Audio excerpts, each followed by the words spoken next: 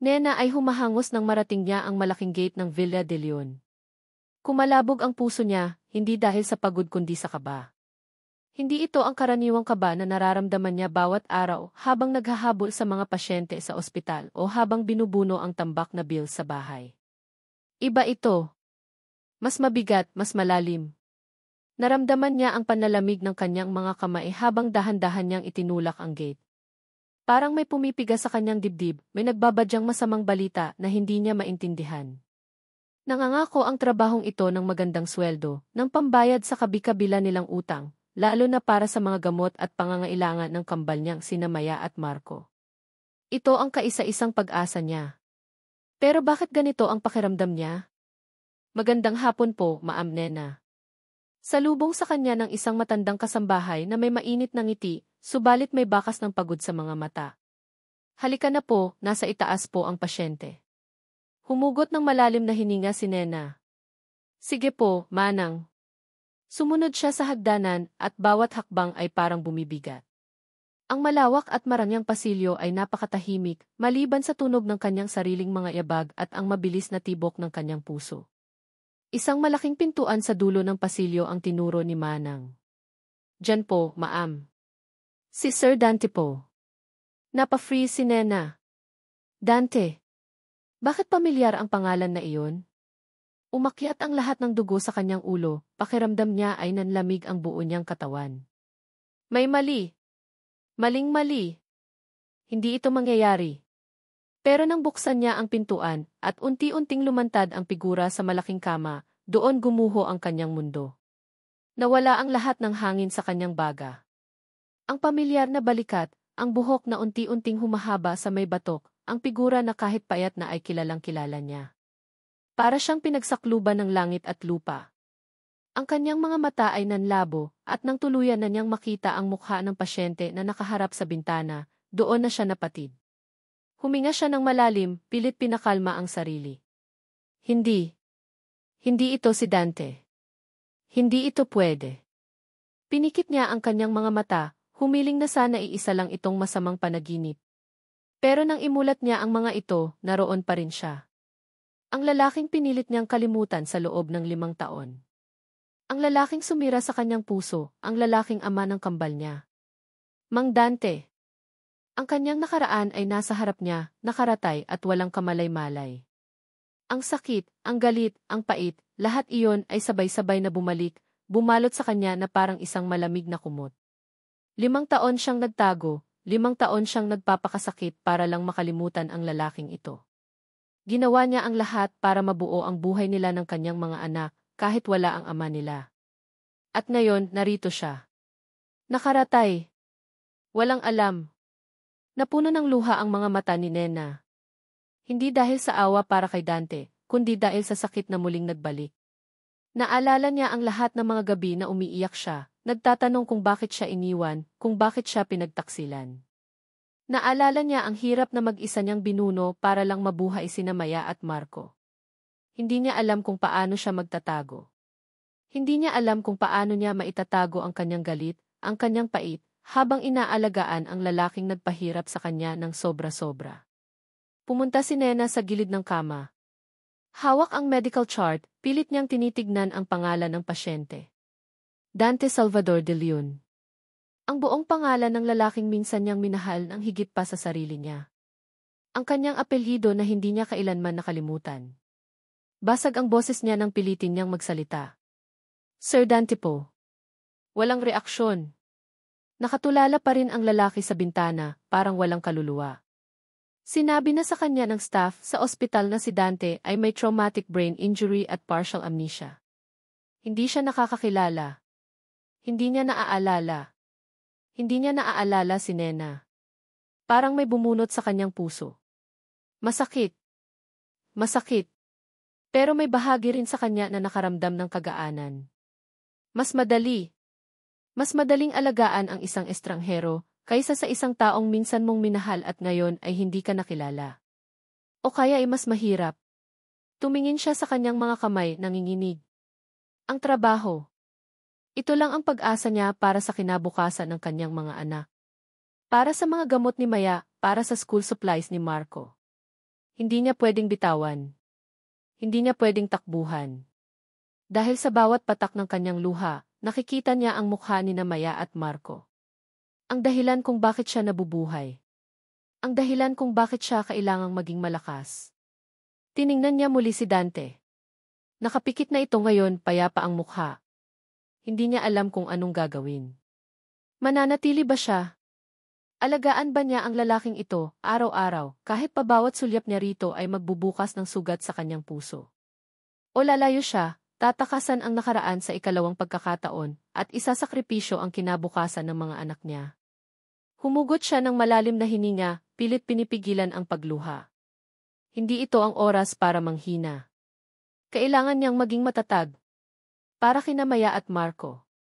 Pinilit niyang ilabas ang kanyang profesional na persona. Hawak ang stethoscope, lumapit siya sa kama. Ang init ng katawan ni Dante ay parang apoy na sumusunog sa kanya. Bawat galaw niya, bawat paglanghap niya sa amoy ni Dante, ay nagbabalik sa kanya sa nakaraan.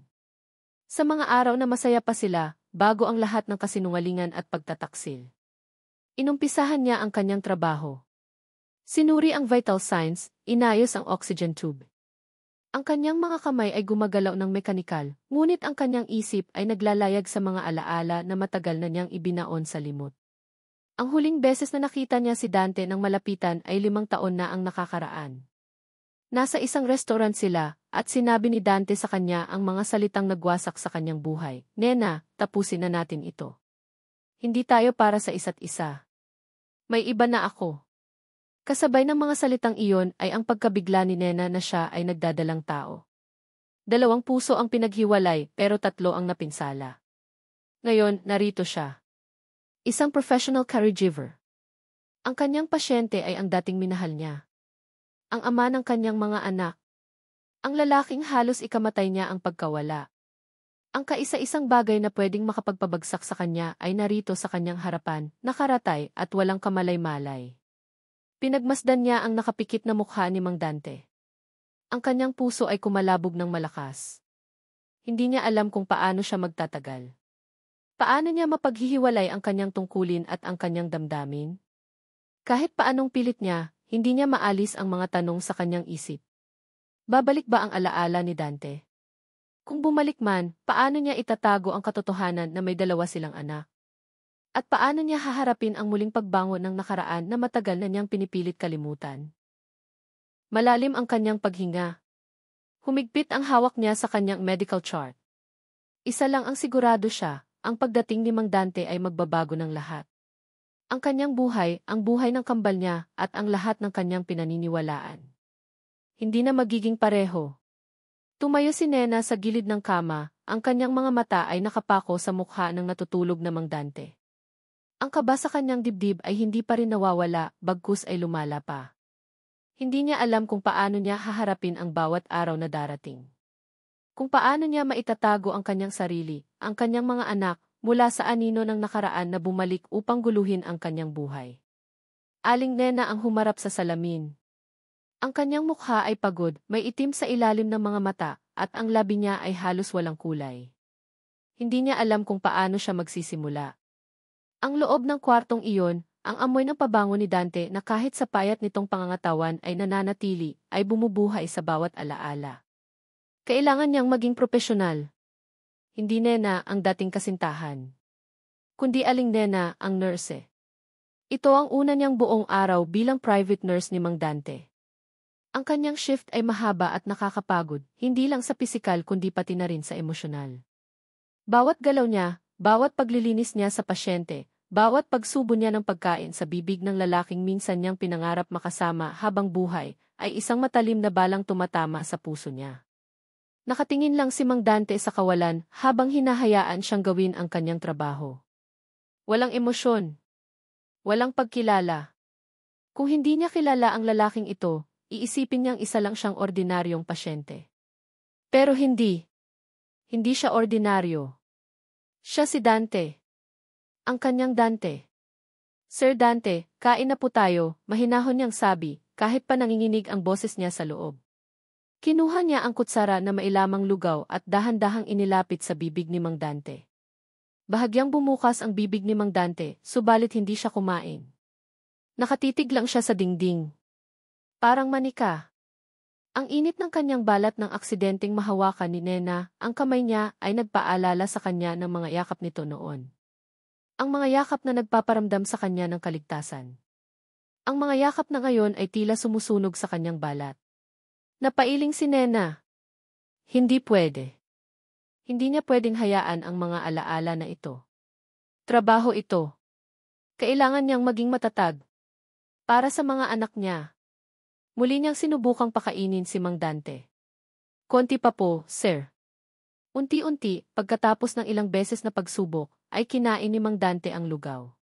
Nakahinga si Nena ng maluwag. Alam niyang matagal pa ang paggaling ni Mang Dante. At sa bawat araw na naroon siya, alam din niya na matindi ang laban niya sa kanyang sarili. Ang kanyang cellphone ay nag-vibrate sa bulsa niya. Alam niya kung sino iyon. Si Aling Selyang, ang pinsan niyang nagbabantay kina Maya at Marco. Palihim niyang kinuha ang cellphone, nagkunwaring inaayos ang kumot ni Mang Dante. Hello, Aling Selyang, bulong niya, habang nakatingin kay Mang Dante para siguraduhing hindi ito gumagalaw. Nena, kumusta na sina Maya at Marco? Bulong din ni Aling Selyang sa kabilang linya. Miss na miss ka na nila. Gusto ka nilang makausap.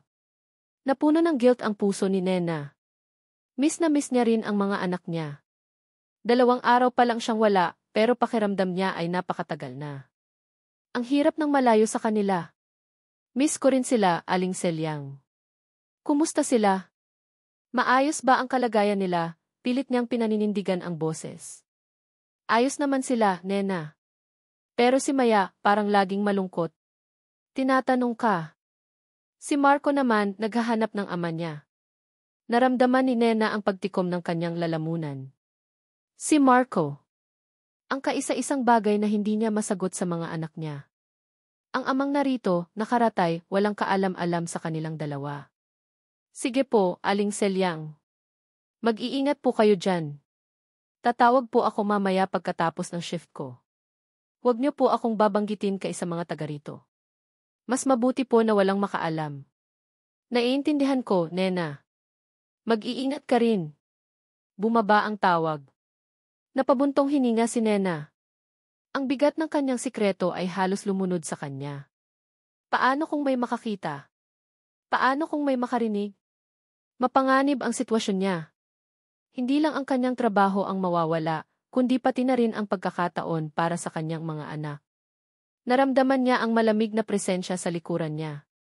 Napalingon siya. Nakatayo si Senora Elena sa may pintuan, naka-cross arms, at nakatingin sa kanya nang may mapanuring tingin. Nagkunwari si Nena na nag-aayos ng gamot. Gusto kong malaman ang bawat detalye ng paggaling ni Dante. Nurse Nena, matalim na sabi ni Senora Elena. Ang boses nito ay malamig, walang bahid ng emosyon. Hindi ko maintindihan kung bakit napakabagal ang progreso niya. Ang aking anak ay isang delyon. Hindi siya mahina. Naramdaman ni Nena ang kulo ng kanyang dugo. Ang pagiging delyon. Ito na naman. Ito ang ugat ng lahat ng problema nila noon. Ang pagmamataas at pagiging mataas ng tingin sa sarili ng pamilya de Leon. Ginagawa ko po ang lahat, Senora Elena, sagot ni Nena, pilit na pinapanatili ang kanyang propesyonal na tono. Ang ganitong uri ng pinsala sa utak ay nangangailangan ng oras. Bawat pasyente ay magkakaiba ang recovery time. Lumapit si Senora Elena sa kama, tinitigan si Mang Dante. Hindi ko lang maintindihan. 5 taon na siyang nawawala. 5 taon kaming naghahanap. At ngayon, nagising siya, pero walang alaala. Walang matandaan sa amin. Walang matandaan sa negosyo niya. Ang mga salita ni Senora Elena ay tumagos sa puso ni Nena. 5 taon. 5 taon ding nag-isa si Nena, nagdadalang tao, nagpapalaki ng kambal. Pero ang di 5 taon na nawawala ni Dante ay kasalanan ng pamilya nito. Ng kanyang ina. Kung alam lang nila. May mga bagay na mahirap ipaliwanag sa ganitong sitwasyon, sabi ni Nena, pilit na iniiwasan ang matalim na tingin ni Senora Elena. Nga. Maraming bagay ang mahirap ipaliwanag, dugtong ni Senora Elena, ang kanyang mga mata ay nanliit habang nakatingin kay Nena. Kagaya ng biglang paglaho ni Dante noon. Akala namin ay tuluyan na siyang wala. Maraming nagtaka. Maraming nasira. Parang may pumunit sa dibdib ni Nena. Pinipigilan niya ang kanyang emosyon. Gusto niyang sumigaw, sabihin ang buong katotohanan. Pero hindi niya magawa. Hindi pa. Hindi pa ito ang tamang panahon. Sige, Nurse Nena. Gawin mo lang ang trabaho mo, sabi ni Senora Elena, at tumalikod na ito upang umalis. Bago tuluyang makalabas ng pinto, muli siyang humarap kay Nena. Siguraduhin mong mabilis ang paggaling niya. Ayaw kong masayang ang oras ko sa walang kabuluhang paghihintay. Nang makalabas si Senora Elena, napabagsak ang balikat ni Nena. Ang init ng galit ay muling bumalot sa kanya. Wala pa ring pagbabago sa ugali ng matandang iyon. Ang tanging mahalaga ay ang negosyo, ang pangalan, ang posisyon. Hindi ang nararamdaman ng anak niya. Hindi ang katotohanan. Nagpatuloy si Nena sa paglilinis ng silid. Inayos niya ang mga unan at kumot ni Mang Dante.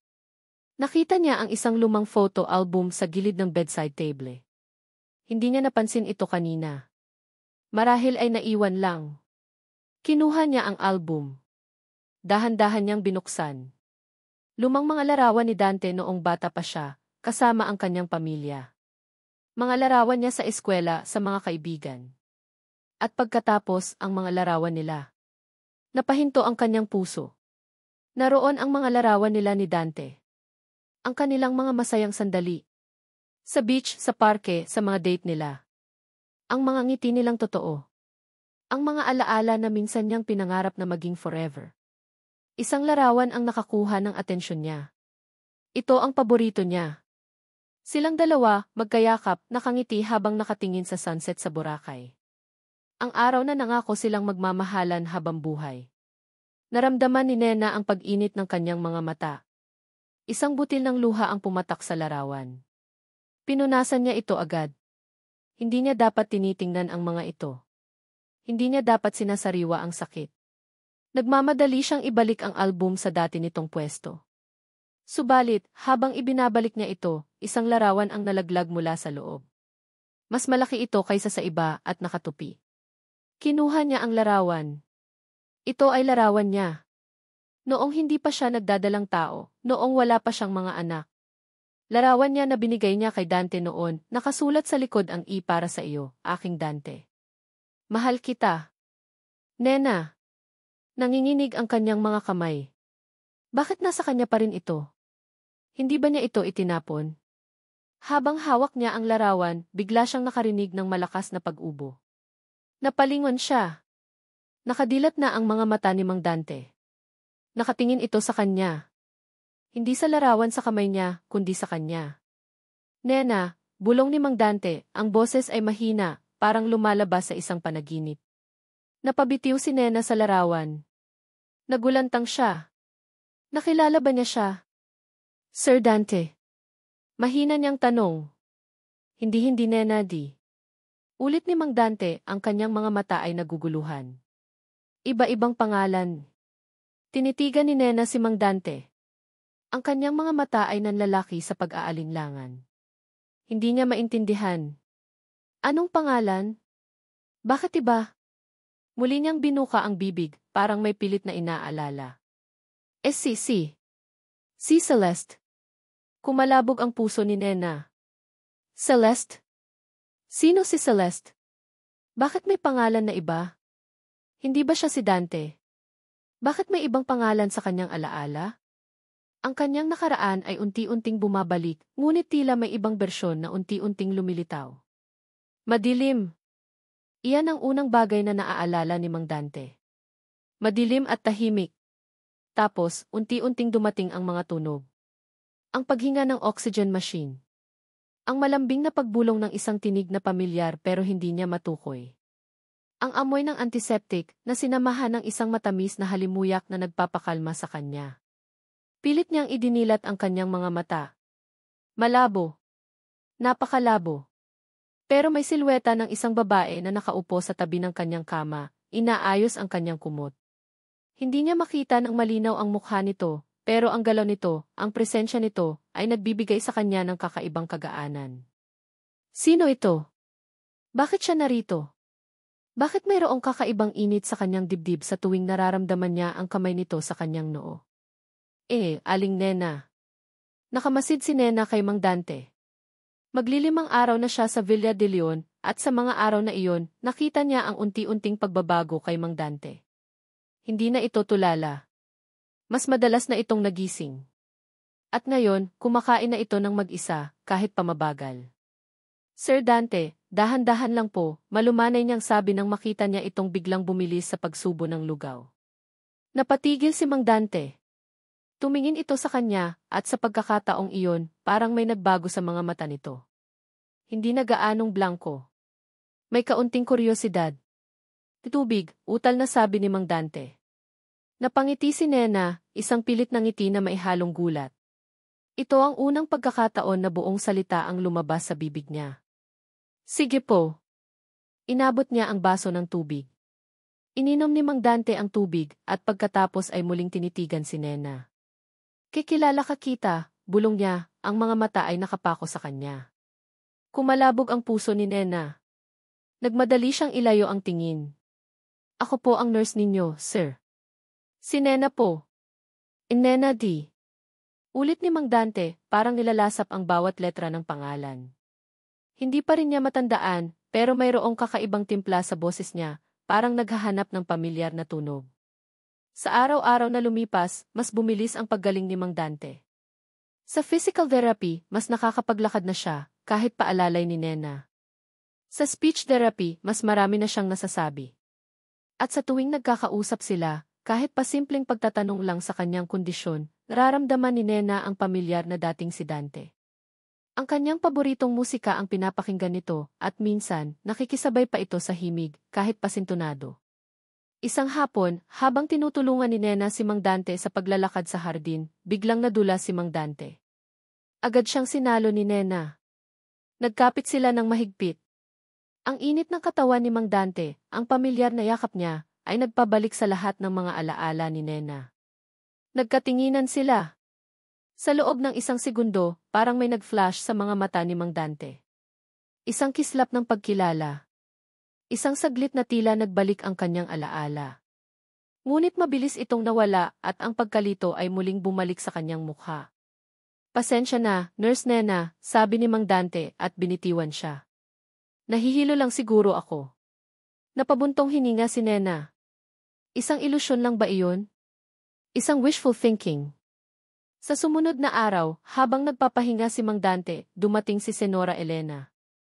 Ang mukha nito ay hindi pa rin nagbago, puno ng pagdududa. Nurse Nena, kailan ba tuluyang babalik ang alaala ni Dante? Diretsahan nitong tanong. Hindi na kami makahintay. Ang kumpanya ay nangangailangan sa kanya. Kailangan niyang bumalik sa trabaho. Napakunot ang noo ni Nena. Negosyo na naman. Senora Elena, hindi po ito pwedeng ipilit. Ang paggaling ni Sir Dante ay dapat dahan-dahan. Ang pagmamadali ay maaaring maging sanhi ng mas malalang pinsala. Hindi ako humihingi ng sermon, nurse, matalim na sabi ni Senora Elena. Ang gusto ko ay resulta. Maraming bagay ang nangyari sa nakaraang 5 taon. Kailangan ni Dante na malaman ang mga ito para makapagdesisyon sa kanyang kumpanya. May nagbabalak kunin ang mga posisyon niya. Naramdaman ni Nena ang panlalamig ng kanyang tiyan. Ang kumpanya. Ang negosyo. Ito ang dahilan kung bakit nasa ganitong kalagayan si Dante. Ito ang dahilan kung bakit siya iniwan. Wala po akong magagawa kundi ang sundin ang protocols ng recovery, sagot ni Nena, pinilit na maging propesyonal. Lumapit si Senora Elena sa kama at tiningnan si Dante ng may matalim na tingin. Dante, anak, kailangan mong maging malakas. Ang lahat ay nakasalalay sa iyo. Umiling si Dante. Hindi ko maintindihan, Mama. Ang daming blanko. Bakit ganito?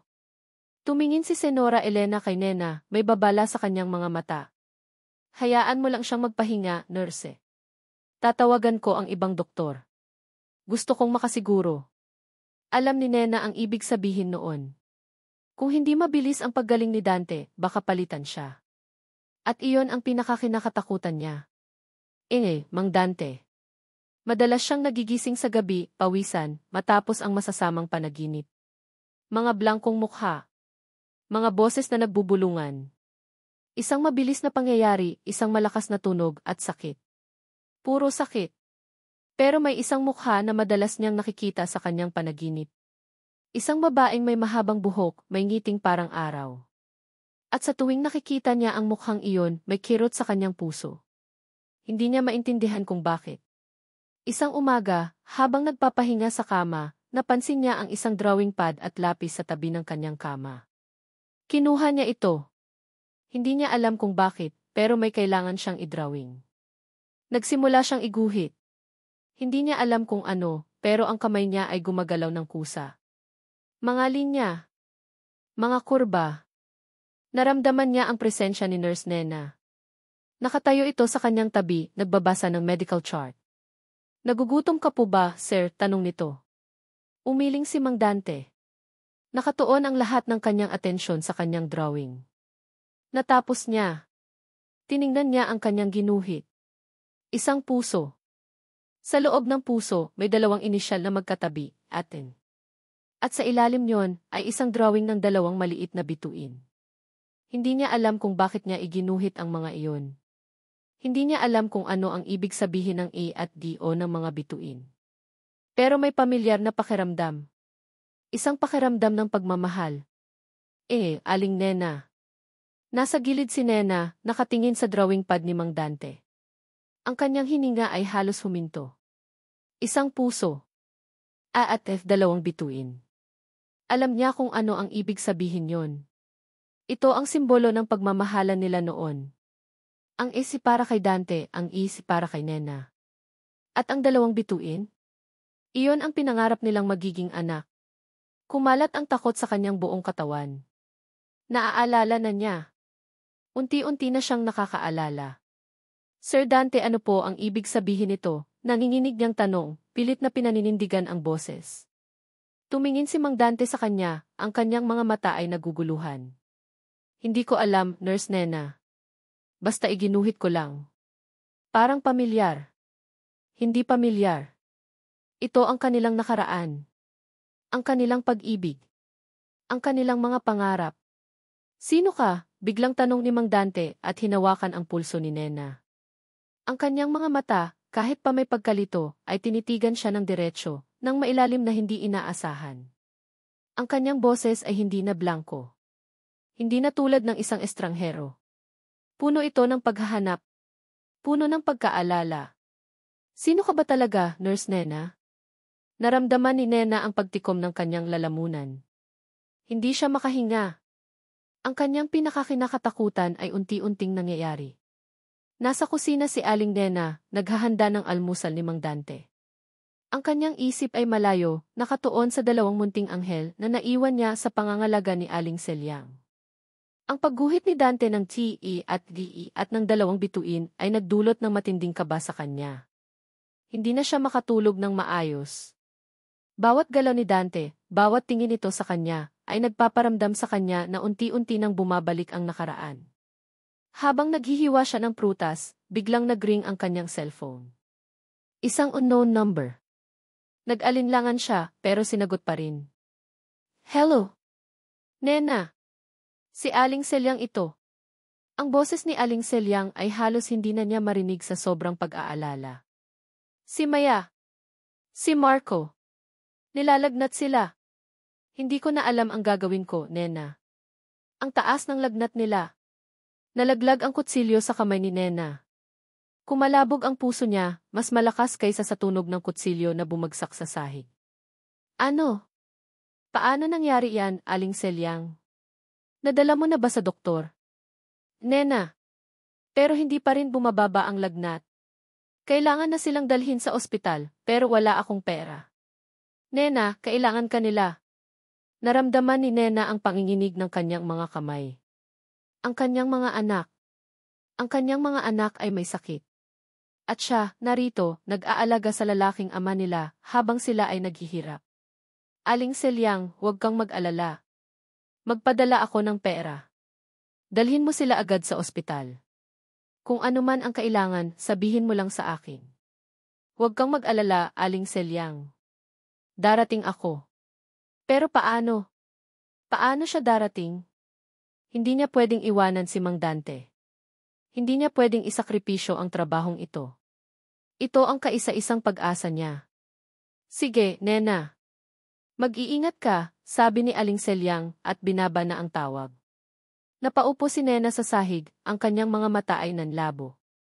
Ang kanyang mga anak. Ang kanyang mga anak. Kailangan niya silang makita. Kailangan niya silang yakapin.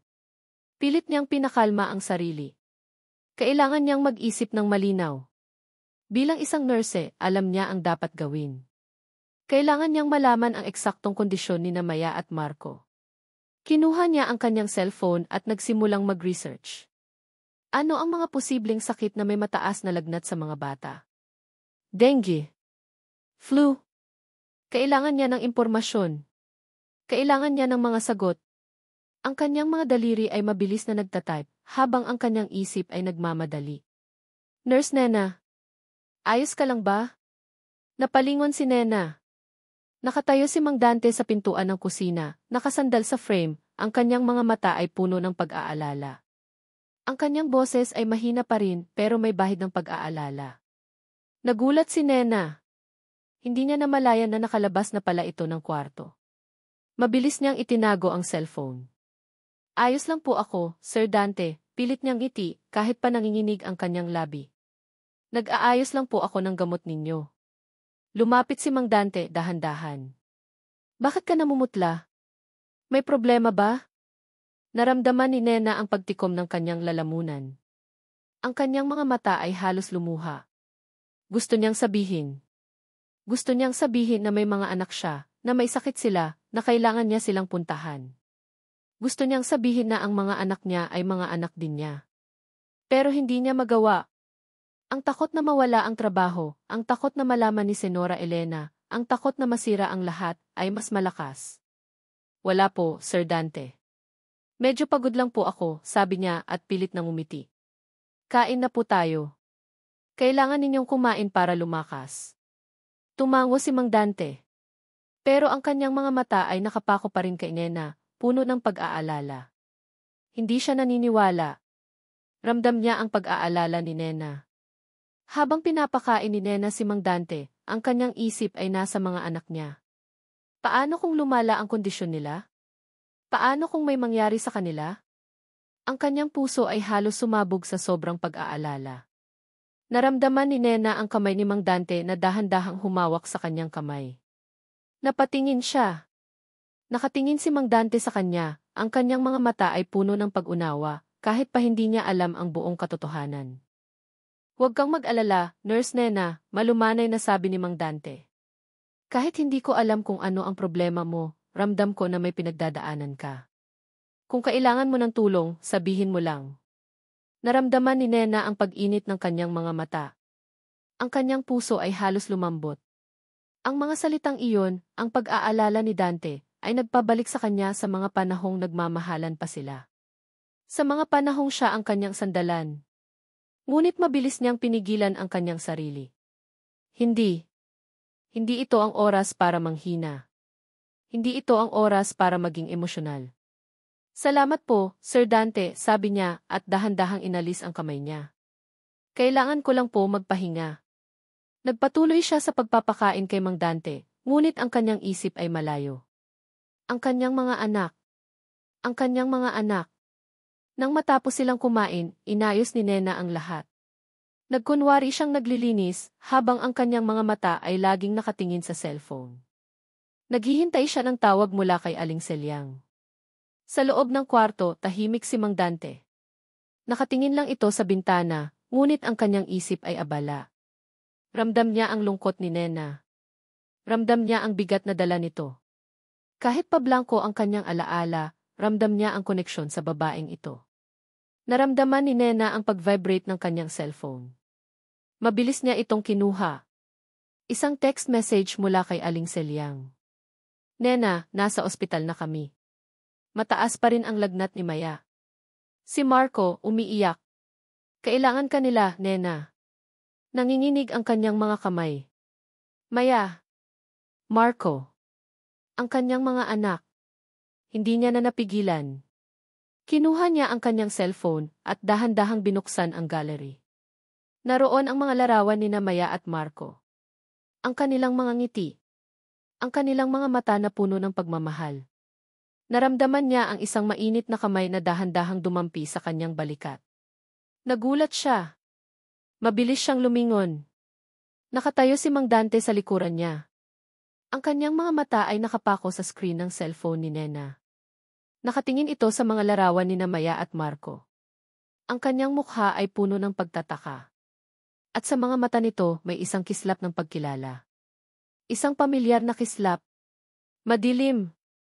Iyan ang unang bumungad kay Mang Dante nang magising siya, ngunit sa pagkakataong ito, hindi ito ang kadiliman ng kawalan ng malay, kundi ang kadiliman ng kanyang silid sa hating gabi. Pinagpapawisan siya ng malagkit at ang kanyang hininga ay mabibigat. Muli siyang dinapuan ng bangungot. Nag-iiba na ang kanyang mga panaginip. Hindi na lang basta itim at mga tunog. Ngayon, may mukha na. Isang mukha ng babaeng nakangiti, may mahabang buhok na gumagapang sa kanyang bisig.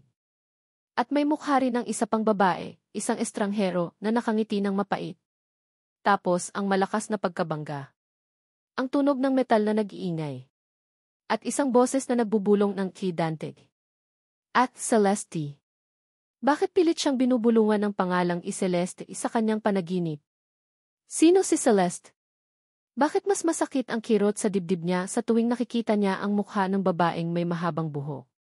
Ito si Nurse Nena. Ang babaeng nag-aalaga sa kanya. Ang babaeng may malungkot na mata at nakangiti ng pilit. Bumangon siya, pilit na inaalala ang mga detalye. Subalit gaya ng dati, naglalaho ang lahat ng ito paggising niya, parang usok. Ang tanging nananatili ay ang matinding pagkalito at ang panghihinayang.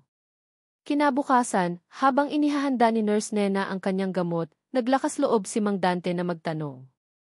Nurse Nena, panimula niya, ang kanyang boses ay bahagyang nanginginig. Nakilala ba natin ang isa't isa bago ako na aksidente? Napatigil si Nena. Ang kanyang mga kamay ay bahagyang nanginig habang hawak ang baso ng tubig. Ano pong ibig ninyong sabihin, Sir Dante? Sa mga panaginip ko may babaeng laging kasama ko. Parang pamilyar ka. Tinitigan niya ang mga mata ni Nena, pilit na binabasa ang emosyon doon. Nakita niya ang isang bahagyang pagkabigla at pagkatapos ay isang mabilis na pagsasara ng damdamin. Sir Dante, normal po yan sa mga pasyenteng nagpapagaling sa inyong kondisyon, sagot ni Nena at iniwas ang tingin. Nag-iisip lang po kayo ng mga bagay-bagay. Mas mabuti po na huwag masyadong pilitin ang sarili. Makakasama po yan sa recovery ninyo. Naramdaman ni Mang Dante ang pagkadismaya. Bakit ayaw niyang sagutin ang tanong niya? May tinatago ba siya? Sa loob ng kanyang silid, habang nag-iisa siya, pilit niyang inaalala ang mga bahagi ng kanyang buhay. Mga larawan sa album, mga pangalan ng kaibigan, mga lugar na binisita niya. Ang lahat ay parang malabong litrato, maliban sa mukha ni Nurse Nena. Mas malinaw ito sa lahat ng alaala niya. Naramdaman niya ang matinding pagkabagot. Ang pakiramdam ng pagiging helpless. Nais niyang alamin ang katotohanan. Nagpasya siyang maghanap. Sinimulan niya sa kanyang bedside table. Maraming gamit doon. Mga libro, mga papel. Kinuha niya ang isang lumang libro na may leather cover. Ang pahina ay may tab na ginawa mula sa isang lumang bookmark. Binuksan niya ang libro. Isang nobela.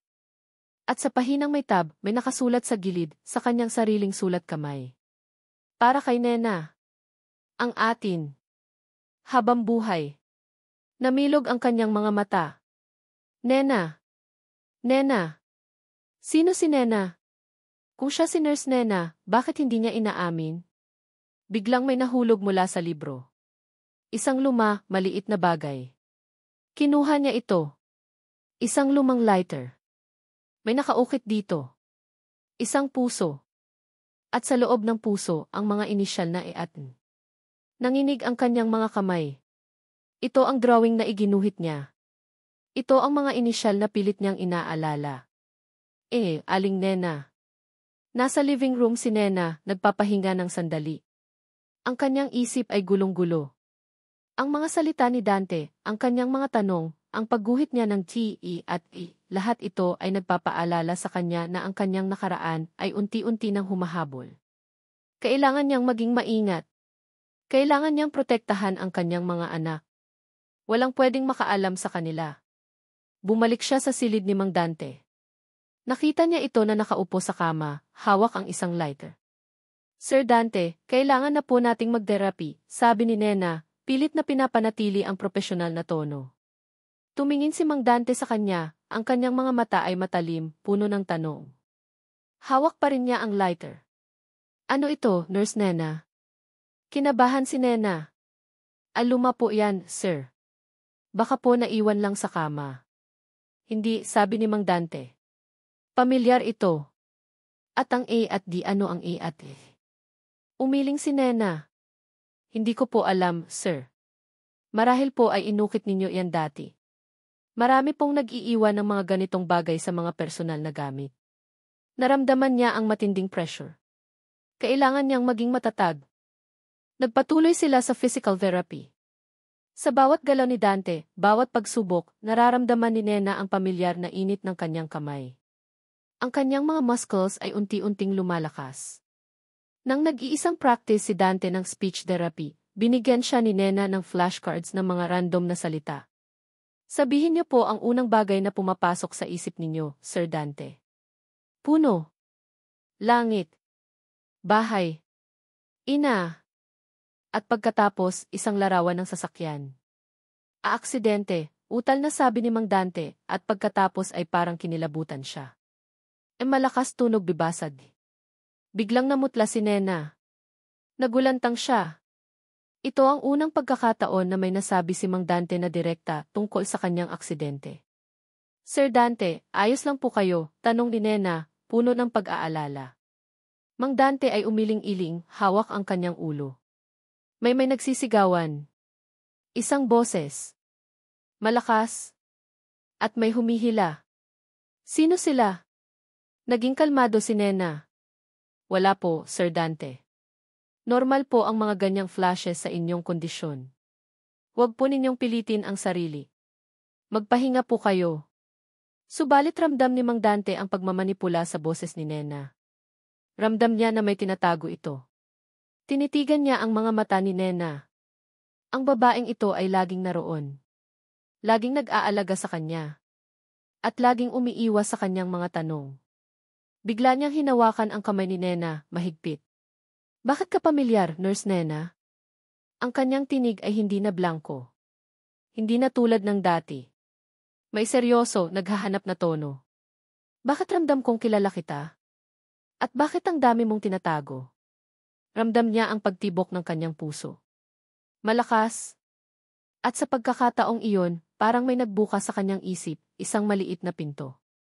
Ang mga salita ni Mang Dante, ang kanyang mga tanong tungkol sa lighter, at sa mga inisyal na E at E, ay patuloy na umalinggaw sa isip ni Aling Nena. Ramdam niya ang pagkalito ni Mang Dante, at sa bawat araw na lumilipas, mas lumalalim ang kanyang pangamba. Hindi niya alam kung kailan tuluyang babalik ang alaala ni Mang Dante, at kung mangyari iyon, paano niya haharapin ang lahat ng katotohanan. Isang hapon, habang naglilinis si Nena sa sala, napansin niyang bukas ang pinto ng opisina ni Senora Elena. Bihira itong mangyari. Karaniwan ay laging nakasarado ang pinto, at mahigpit ang bilin na walang sinuman ang pwedeng pumasok doon maliban kay Senora Elena. Narinig niya ang boses ni Senora Elena mula sa loob, nakikipag-usap sa telepono. Ang boses nito ay mas malakas kaysa karaniwan, at may bahid ng galit at pagmamadali. Hindi sinasadya, narinig ni Nena ang ilang salita. Kailangan nang ayusin ang gulo na ito. Ayaw kong may lumabas na kahit anong impormasyon. Siguraduhin mong walang makakaalam sa nangyari 5 taon na ang nakakaraan. Lalo na kay Dante. Hindi niya kailangang malaman ang buong katotohanan. Napatigil si Nena sa paglilinis. Kumalabog ang puso niya. 5 taon na ang nakakaraan. Ang nangyari 5 taon na ang nakakaraan. Iyon ang panahon na iniwan siya ni Dante. Iyon ang panahon ng kanyang pagdurusa. Nagpatuloy si Senora Elena sa pagsasalita, ang boses nito ay bumaba, halos pabulong. Kailangan nating pigilan ang anumang paglabas ng impormasyon na makakasira sa pangalan ng pamilya De Leon. Lalo na ngayon na unti-unti nang bumabalik ang alaala ni Dante. Hindi siya pwedeng makahanap ng anumang koneksyon sa nakaraan. Kailangan nating linisin ang lahat ng bakas. Naramdaman ni Nena ang panlalamig ng kanyang tiyan. Linisin ang lahat ng bakas? Ano ang ibig sabihin yon? May kinalaman ba si Senora Elena sa pagkawala ni Dante? At sa paghihiwalay nila? Pilit niyang pinakinggan ang bawat salita. Ang aksidente kailangan itong manatiling isang aksidente. Walang pwedeng magduda. At ang babaeng iyon siguraduhin mong hindi na siya babalik sa buhay ni Dante. Hindi siya karapat-dapat sa isang De Leon. Parang may bumagsak na malaking bato sa dibdib ni Nena. Ang babaeng iyon. Siya ba ang tinutukoy ni Senora Elena? Ang aksidente. Hindi ito aksidente. Naramdaman niya ang matinding galit na unti-unting kumakalat sa kanyang katawan. Kung hindi ito aksidente, at kung may kinalaman si Senora Elena sa paghihiwalay nila ni Dante, ibig sabihin, hindi siya niloko ni Dante. Ibig sabihin, biktima rin si Dante. Nang matapos ang tawag ni Senora Elena, mabilis na lumayo si Nena sa pinto. Nagkunwari siyang abala sa paglilinis. Narinig niya ang pagbukas ng pinto at ang mga yabag ni Senora Elena na papalabas. Nang makasiguro siyang wala na si Senora Elena, dahan-dahan siyang lumapit sa opisina. Ang pinto ay bahagyang nakabukas. Sumilip siya sa loob. Malinis ang lahat. Walang kakaiba. Ngunit nang tumingin siya sa basurahan sa ilalim ng mesa, may nakita siyang nakatuping papel. Isang bahagi ng papel na parang may print. Nag-alinlangan siya. Dapat ba niyang kunin? Pero ang kuryosidad niya ay mas malakas kaysa sa takot. Dahan-dahan siyang lumapit at kinuha ang papel. Nanginginig ang kanyang mga kamay habang binubuklat niya ang papel. Ito ay isang bahagi ng medical report. Ngunit ang mga petsa at oras ay hindi tugma sa sinabi sa kanya tungkol sa aksidente ni Mang Dante. At may nakasulat sa ibaba, isang maliit na print na halos hindi na mabasa. Paid to Special Services. For Project Alpha. Project Alpha. Special Services. Ano ang ibig sabihin yon? Naramdaman ni Nena ang panlalamig ng kanyang buong katawan. Hindi ito aksidente. Hindi ito simpleng pagkawala ng alaala. May malalim na sikreto. May malalim na plano. At si Senora Elena, ang ina ni Dante, ang nasa likod ng lahat. Ang galit na naramdaman niya ay halos hindi niya na makontrol. Ang lahat ng sakit na pinagdaanan niya, ang lahat ng pagdurusa niya sa loob ng 5 taon, ay dahil sa babaeng ito. Ang babaeng ito ang sumira sa buhay niya. Ang babaeng ito ang naglayo sa kanya kay Dante. At ang pinakamasakit sa lahat, ang babaeng ito ang nagdulot ng pinsala kay Dante.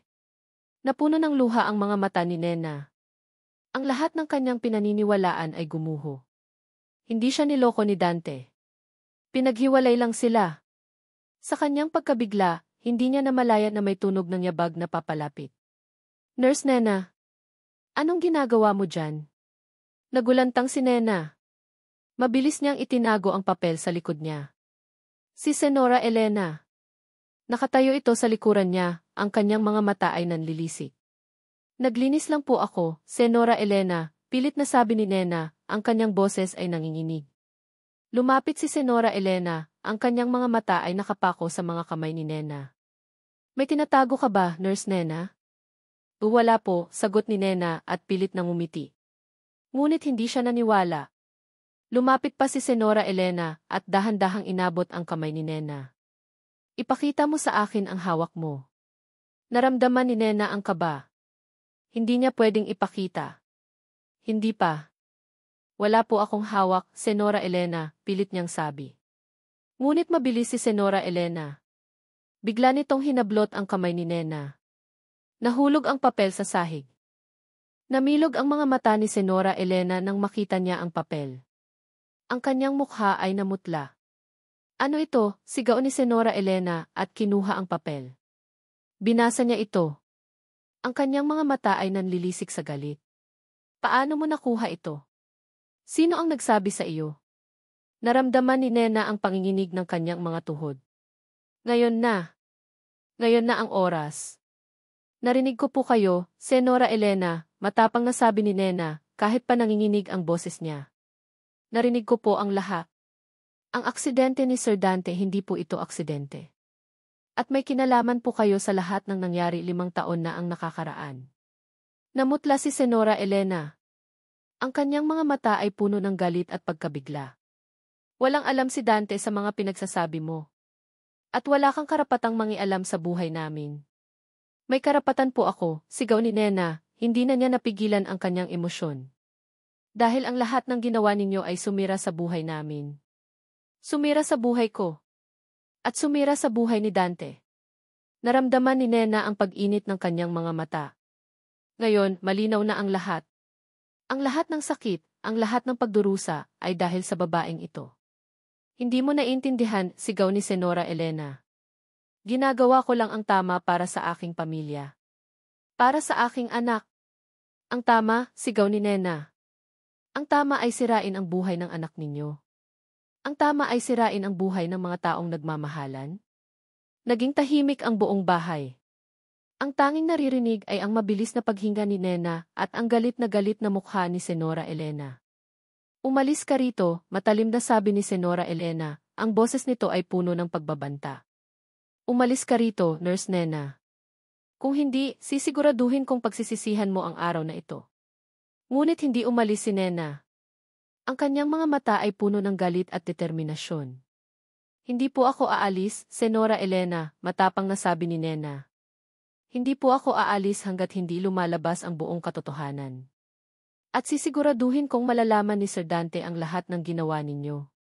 Namilog ang mga mata ni Senora Elena. Ang kanyang mukha ay puno ng pagkabigla. Aling Nena. Nakatayo si Nena sa labas ng opisina ni Senora Elena, ang kanyang puso ay kumakabog ng malakas. Ang kanyang mga kamay ay nanginginig pa rin sa galit at takot. Ngunit sa kabila ng lahat, may kakaibang lakas na naramdaman niya. Ang lahat ng kanyang pagdududa ay nawala. Ang lahat ng kanyang sakit ay naging galit. At ang galit na iyon ay nagbigay sa kanya ng determinasyon. Kailangan niyang malaman ang buong katotohanan. Kailangan niyang ipaglaban ang kanyang sarili. At higit sa lahat, kailangan niyang ipaglaban si Dante. Naglakad siya papunta sa kwarto ni Mang Dante. Ang kanyang isip ay abala. Kailangan niyang maging maingat. Alam niyang hindi titigil si Senora Elena. Nang makarating siya sa kwarto ni Mang Dante, nakita niya itong nakahiga sa kama, nakapikit. Payapa ang mukha nito. Lumapit si Nena sa bintana at tiningnan ang labas.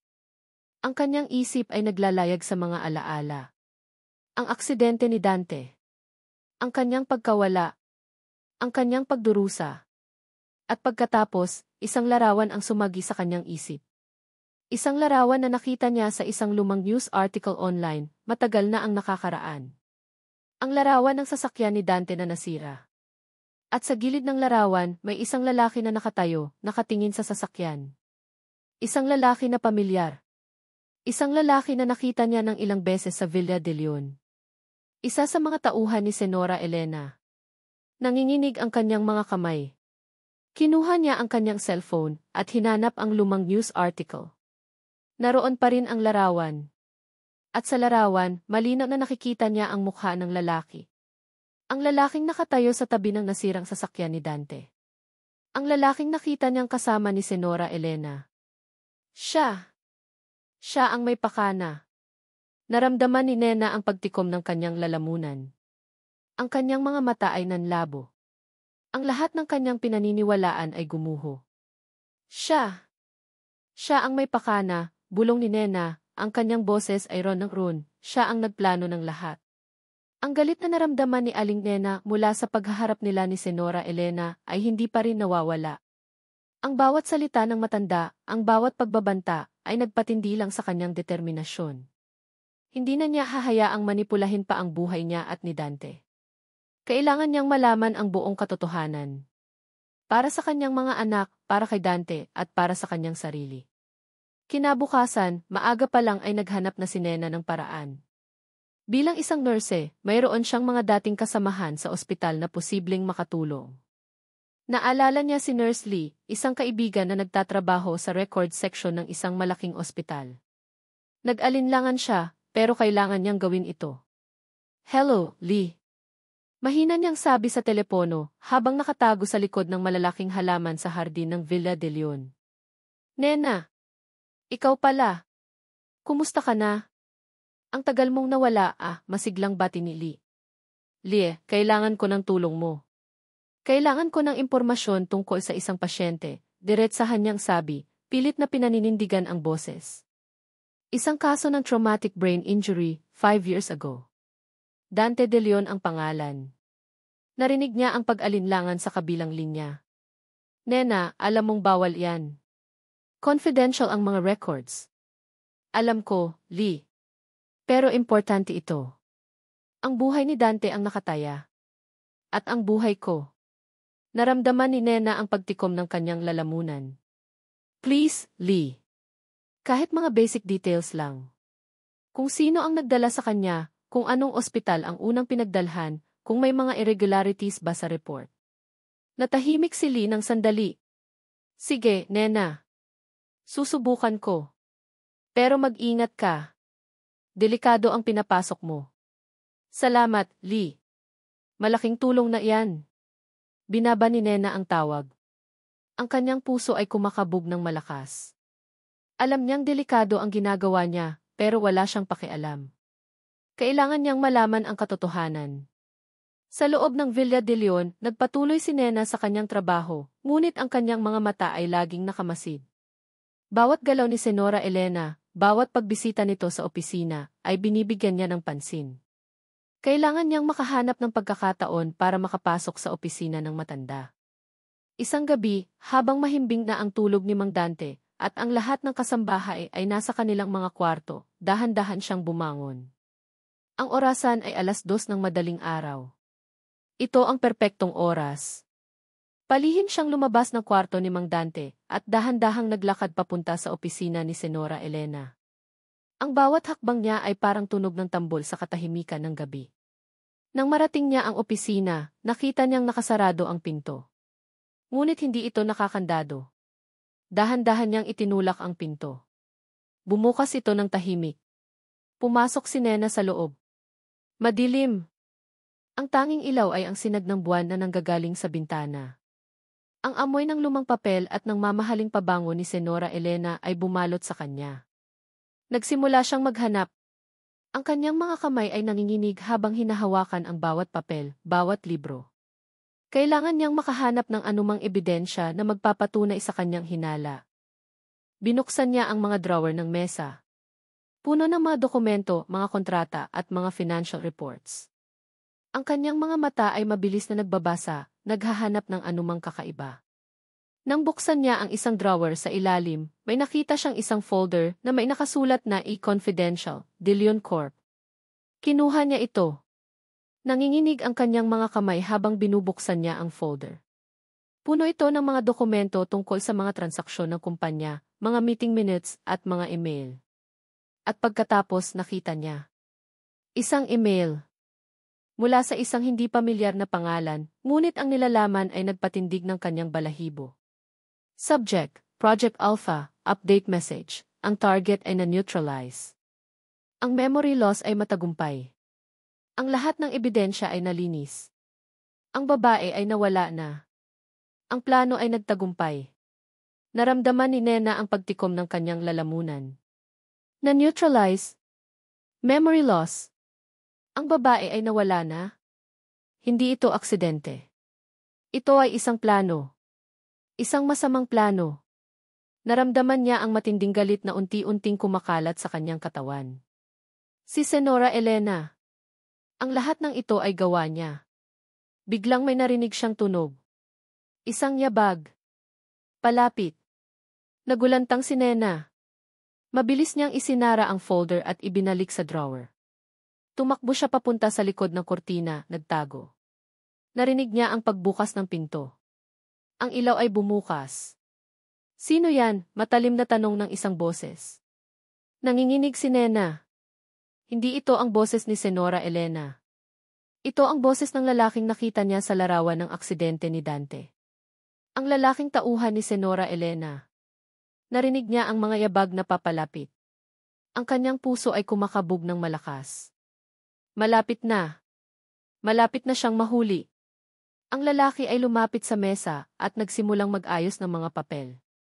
Naramdaman ni Nena ang paghinga niya. Ang amoy ng sigarilyo. Nang matapos ang lalaki, pinatay niya ang ilaw at lumabas ng opisina. Narinig ni Nena ang pag-lock ng pinto. Nakahinga si Nena ng maluwag. Nakaligtas siya. Dahan-dahan siyang lumabas mula sa likod ng kurtina. Ang kanyang mga kamay ay nanginginig pa rin. Kailangan niyang maging mas maingat. Mang Dante. Sa loob ng kanyang silid, nagising si Mang Dante. Hindi niya alam kung anong oras, pero may kakaibang pakiramdam. Parang may nangyayari. Narinig niya ang mahinang tunog mula sa labas ng kanyang kwarto. Mga yabag. At pagkatapos, ang pagbukas ng pinto ng opisina ni Mama. Nag-alinlangan siya. Dapat ba siyang lumabas? Hindi niya maintindihan kung bakit, pero may kakaibang kuryosidad na nagtulak sa kanya. Dahan-dahan siyang bumangon at lumabas ng kwarto.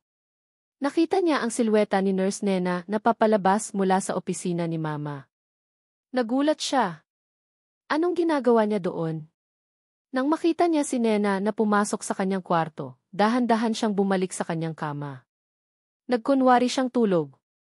Naramdaman niya ang presensya ni Nena sa kanyang tabi. Ang kanyang hininga ay mabibigat.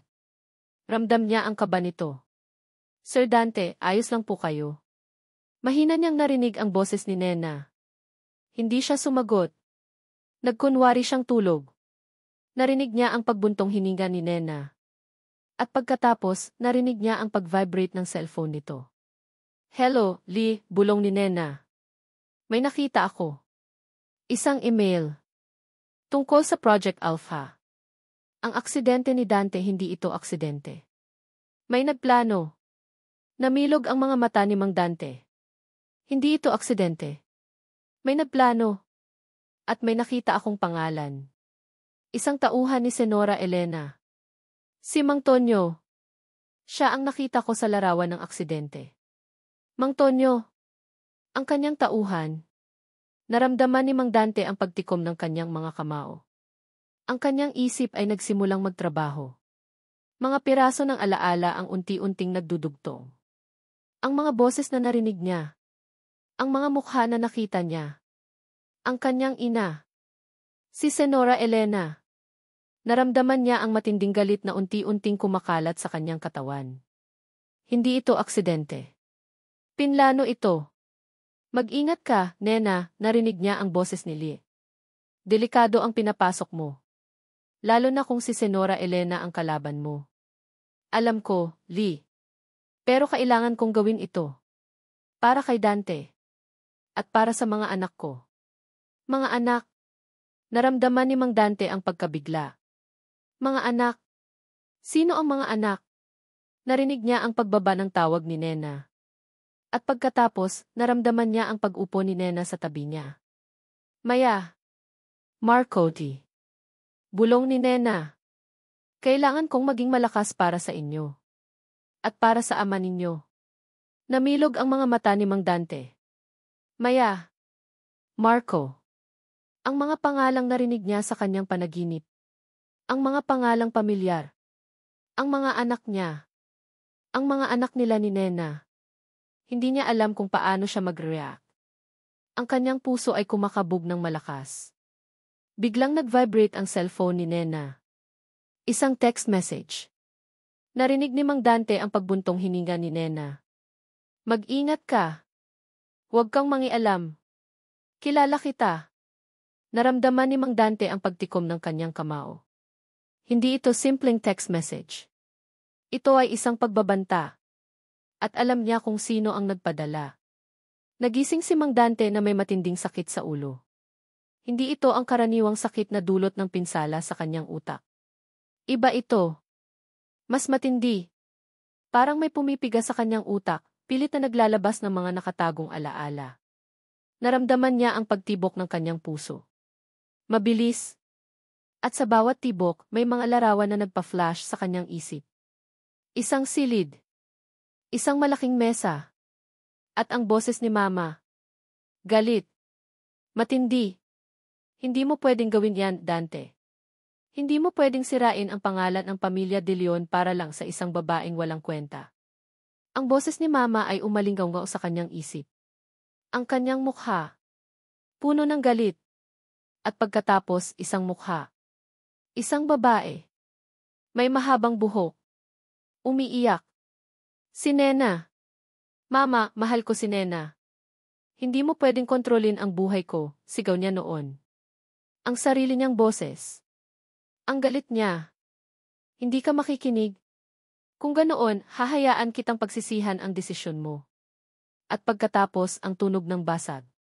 Isang vase. Nahulog. Biglang nanlabo ang kanyang paningin. Ang sakit ng ulo ay halos ikamatay niya. Napahawak siya sa kanyang ulo, pilit na pinipigilan ang pagdami ng mga alaala. Nang humupa ang sakit, dahan-dahan niyang idinilat ang kanyang mga mata. Nakita niya si Nurse Nena na nakaupo sa tabi niya, nagbabasa ng libro. Ang kanyang mukha ay payapa. Pero hindi na payapa ang isip ni Mang Dante. Nena, mahina niyang sabi. Napalingon si Nena. Sir Dante. Ayos lang po ba kayo? Namumutla po kayo. Tinitigan ni Mang Dante si Nena. Ang kanyang mga mata ay puno ng pagkilala. Ang babaeng ito. Ang babaeng minahal niya. Ang babaeng pinilit niyang kalimutan. Nena, ulit niya, mas malakas. Ikaw nga. Ikaw si Nena. Namilog ang mga mata ni Nena. Ang kanyang mukha ay namutla. Sir Dante, ano po ang sinasabi ninyo? Naalala ko na, sabi ni Mang Dante, ang kanyang boses ay nanginginig sa emosyon. Naalala ko na ang lahat. Ang pagmamahalan natin. Ang mga pangako natin. Ang araw na iniwan mo ako. Naramdaman ni Nena ang pagtikom ng kanyang lalamunan. Hindi siya makasagot. Bakit, Nena? Tanong ni Mang Dante, ang kanyang boses ay puno ng sakit. Bakit mo ako iniwan? Bakit mo ako pinagtaksilan? Napuno ng luha ang mga mata ni Nena. Hindi ko po kayo pinagtaksilan, Sir Dante. May dahilan po ako. Anong dahilan? Sigaw ni Mang Dante, ang kanyang boses ay puno ng galit. Anong dahilan ang mas mahalaga kaysa sa pagmamahalan natin? Sa mga pangarap natin, naramdaman ni Nena ang panginginig ng kanyang mga kamay. Hindi ko po pwedeng sabihin sa inyo, Sir Dante. Delikado po. Delikado? Umiling si Mang Dante. Mas delikado ang hindi ko alam ang katotohanan. Mas delikado ang mabuhay sa kasinungalingan. Biglang sumakit muli ang kanyang ulo. Isang bagong alaala ang nag-flash sa kanyang isip. Ang aksidente. Ang tunog ng basag. At ang mga mukha. Hindi lang basta aksidente. May mga tao. 2 lalaki. Nakatayo sa gilid ng kalsada. At isang mukha ang nagpakilabot sa kanya. Isang pamilyar na mukha. Si Mang Tonyo. Ang kanyang bodyguard. Ang tauhan ni Mama. Namilog ang mga mata ni Mang Dante. Hindi ito aksidente. Pinlano ito. Si Mang Tonyo, bulong ni Mang Dante, ang kanyang mga mata ay nanlilisik. Siya ang naroon. Nagulat si Nena. Sir Dante, ano po ang sinasabi ninyo? Siya ang naroon sa aksidente, sabi ni Mang Dante, ang kanyang boses ay puno ng galit. Siya ang isa sa mga humila sa akin palabas ng sasakyan. Hindi ito aksidente, Nena. May nagplano. Naramdaman ni Nena ang pagtikom ng kanyang lalamunan. Alam niya. Alam niya ang lahat. Sino ang nagplano, Dante? Tanong ni Nena, ang kanyang boses ay nanginginig. Tumingin si Mang Dante kay Nena, ang kanyang mga mata ay puno ng galit at sakit. Si Mama. Si Mama ang may pakana. Naging tahimik ang buong silid. Ang tanging naririnig ay ang mabilis na paghinga ni Mang Dante at ang pagtibok ng puso ni Nena. Hindi ko maintindihan, bulong ni Mang Dante. Bakit? Bakit niya gagawin ito sa akin? Sa atin? Naramdaman niya ang matinding pagkadismaya. Ang kanyang sariling ina. Ang taong dapat nagpoprotekta sa kanya. Ang taong sumira sa kanyang buhay. Kailangan kong malaman ang lahat, sabi ni Mang Dante, at pilit na bumangon mula sa kama. Kailangan kong malaman ang buong katotohanan. Sir Dante, hindi pa po kayo malakas, sabi ni Nena, at pilit siyang pinigilan. Hindi, Nena.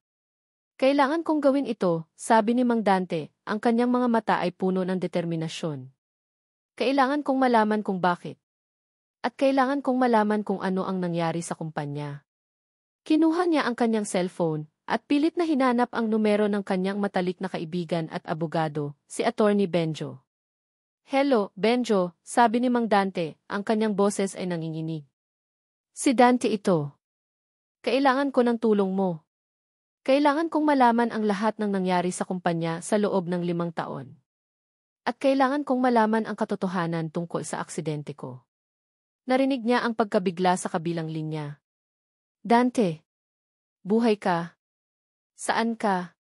Ang tagal ka naming hinanap. Nandito ako sa bahay, Benjo. Mahabang kwento. Pero kailangan ko ng tulong mo. Ngayon na. CJ, Dante. Pupuntahan kita dyan. Ngayon din ni. Binaba ni Mang Dante ang tawag. Huminga siya ng malalim. Ang kanyang isip ay abala. Tumingin siya kay Nena. Kailangan kong malaman ang lahat, Nena. At kailangan kong malaman kung bakit mo ako iniwan noon. Hindi ko nahahayaan ang sinuman na sirain ang buhay ko. Naramdaman ni Nena ang pagtikom ng kanyang lalamunan. Ang kanyang puso ay kumakabog ng malakas. Alam niya na oras na para sabihin ang buong katotohanan. Biglang bumukas ang pinto. Nakatayo si Senora Elena sa may pintuan, ang kanyang mukha ay puno ng pagtataka. Dante, anong ginagawa mo? Bakit ka nakabangon? Tumingin si Mang Dante sa kanyang ina. Ang kanyang mga mata ay puno ng galit. Mama, sabi ni Mang Dante, ang kanyang boses ay matalim. Kailangan nating mag-usap. Marami akong gustong malaman. Namilog ang mga mata ni Senora Elena. Ang kanyang mukha ay namutla. At alam ko na ang katotohanan tungkol sa aksidente ko, dugtong ni Mang Dante, ang kanyang mga mata ay nanlilisik. At alam ko na ang katotohanan tungkol sa kung bakit nawala si Nena 5 taon na ang nakakaraan. Nanginginig si Senora Elena. Ang kanyang mukha ay puno ng takot. Ang hangin sa silid ay tila nagpapakapal. Naramdaman ni Aling Nena ang lamig na unti-unting kumalat sa kanyang katawan nang makita niya ang mukha ni Senora Elena. Ang matanda ay namumutla, ang kanyang mga mata ay nanlalaki sa takot at pagkabigla. Sa kabila ng pagmamataas nito, ngayon ay nakikita ni Nena ang isang babaeng puno ng pangamba. Nakatayo si Mang Dante sa gilid ng kama, ang kanyang mga mata ay nanlilisik sa galit, nakatitig sa kanyang ina. Ang mga kamay nito ay nakakuyom, ang kanyang panga ay nagngangalit. Ang lahat ng alaala, ang lahat ng katotohanan ay bumalik na sa kanya. Mama, matalim na sabi ni Mang Dante, ang boses niya ay puno ng pagkadismaya. Totoo ba ang lahat? Totoo ba na pinlano mo ang aksidente ko? Totoo ba na ikaw ang naglayo sa amin ni Nena? Naramdaman ni Nena ang pagtikom ng kanyang lalamunan. Ngayon na. Oras na para lumabas ang lahat ng katotohanan. Umiling si Senora Elena, pilit na pinaninindigan ang kanyang sarili. Hindi, Dante. Nagkakamali ka. Ang babaeng ito ang nagmamanipula sa iyo. Siya ang may pakana ng lahat.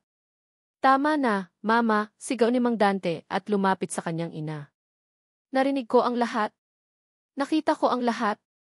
Si Mang Tonyo. Ang Project Alpha. Ang email.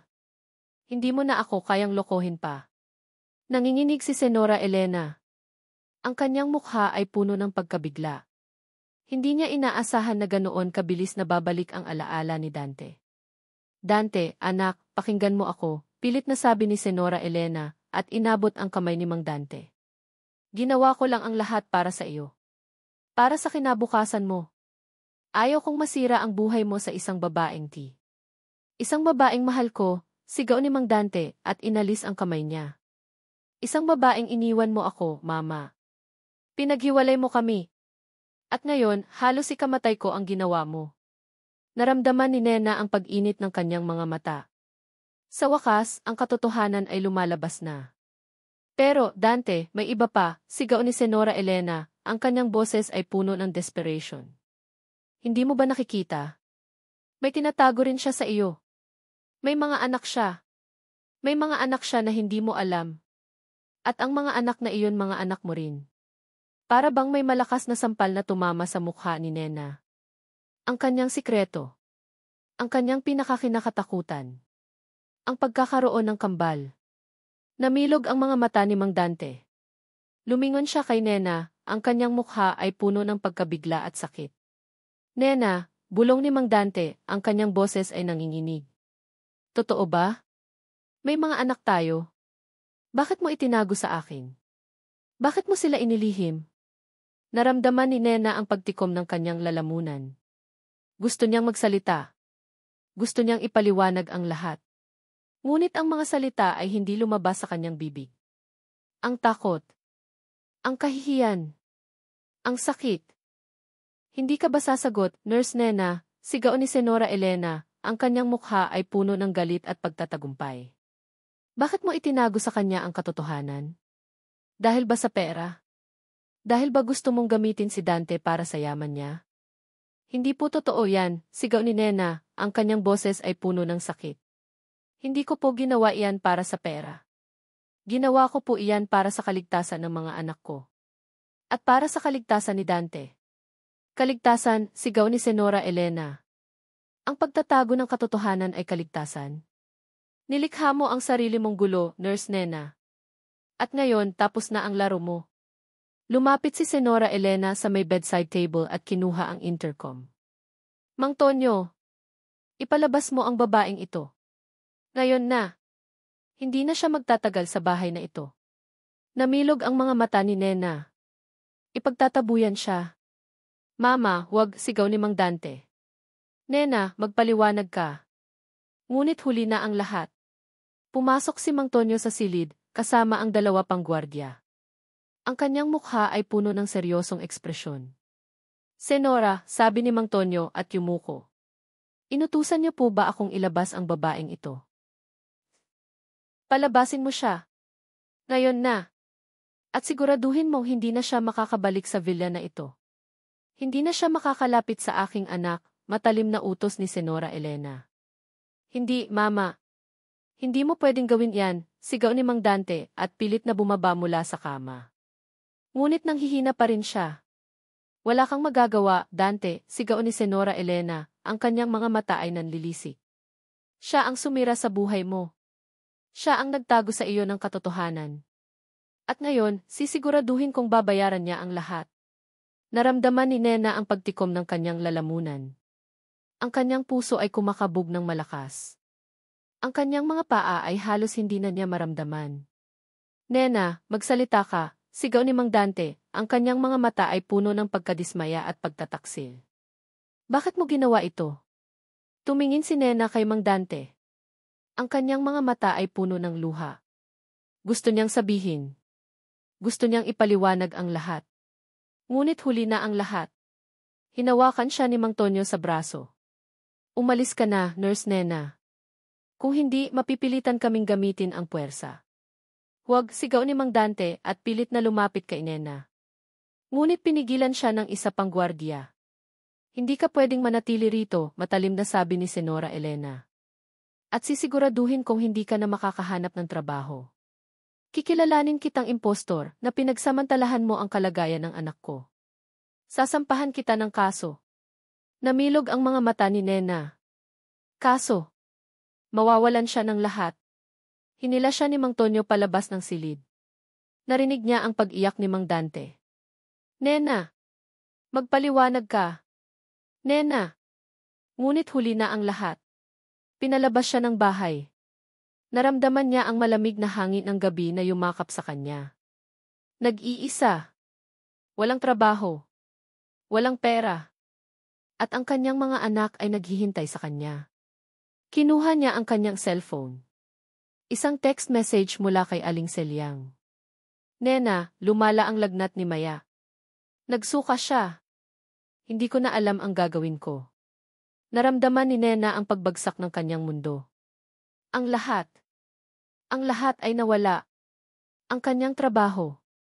Ang kanyang pag-asa. At ngayon, ang kanyang mga anak. Napaupo siya sa gilid ng kalsada, ang kanyang mga luha ay umaagos ng walang humpay. Narinig niya ang boses ni Mang Dante na sumisigaw. Ang kanyang puso ay napunit. Hindi niya alam kung paano niya haharapin ang lahat. Wala na siyang anumang pag-asa. Ang lahat ay seryosong bumagsak.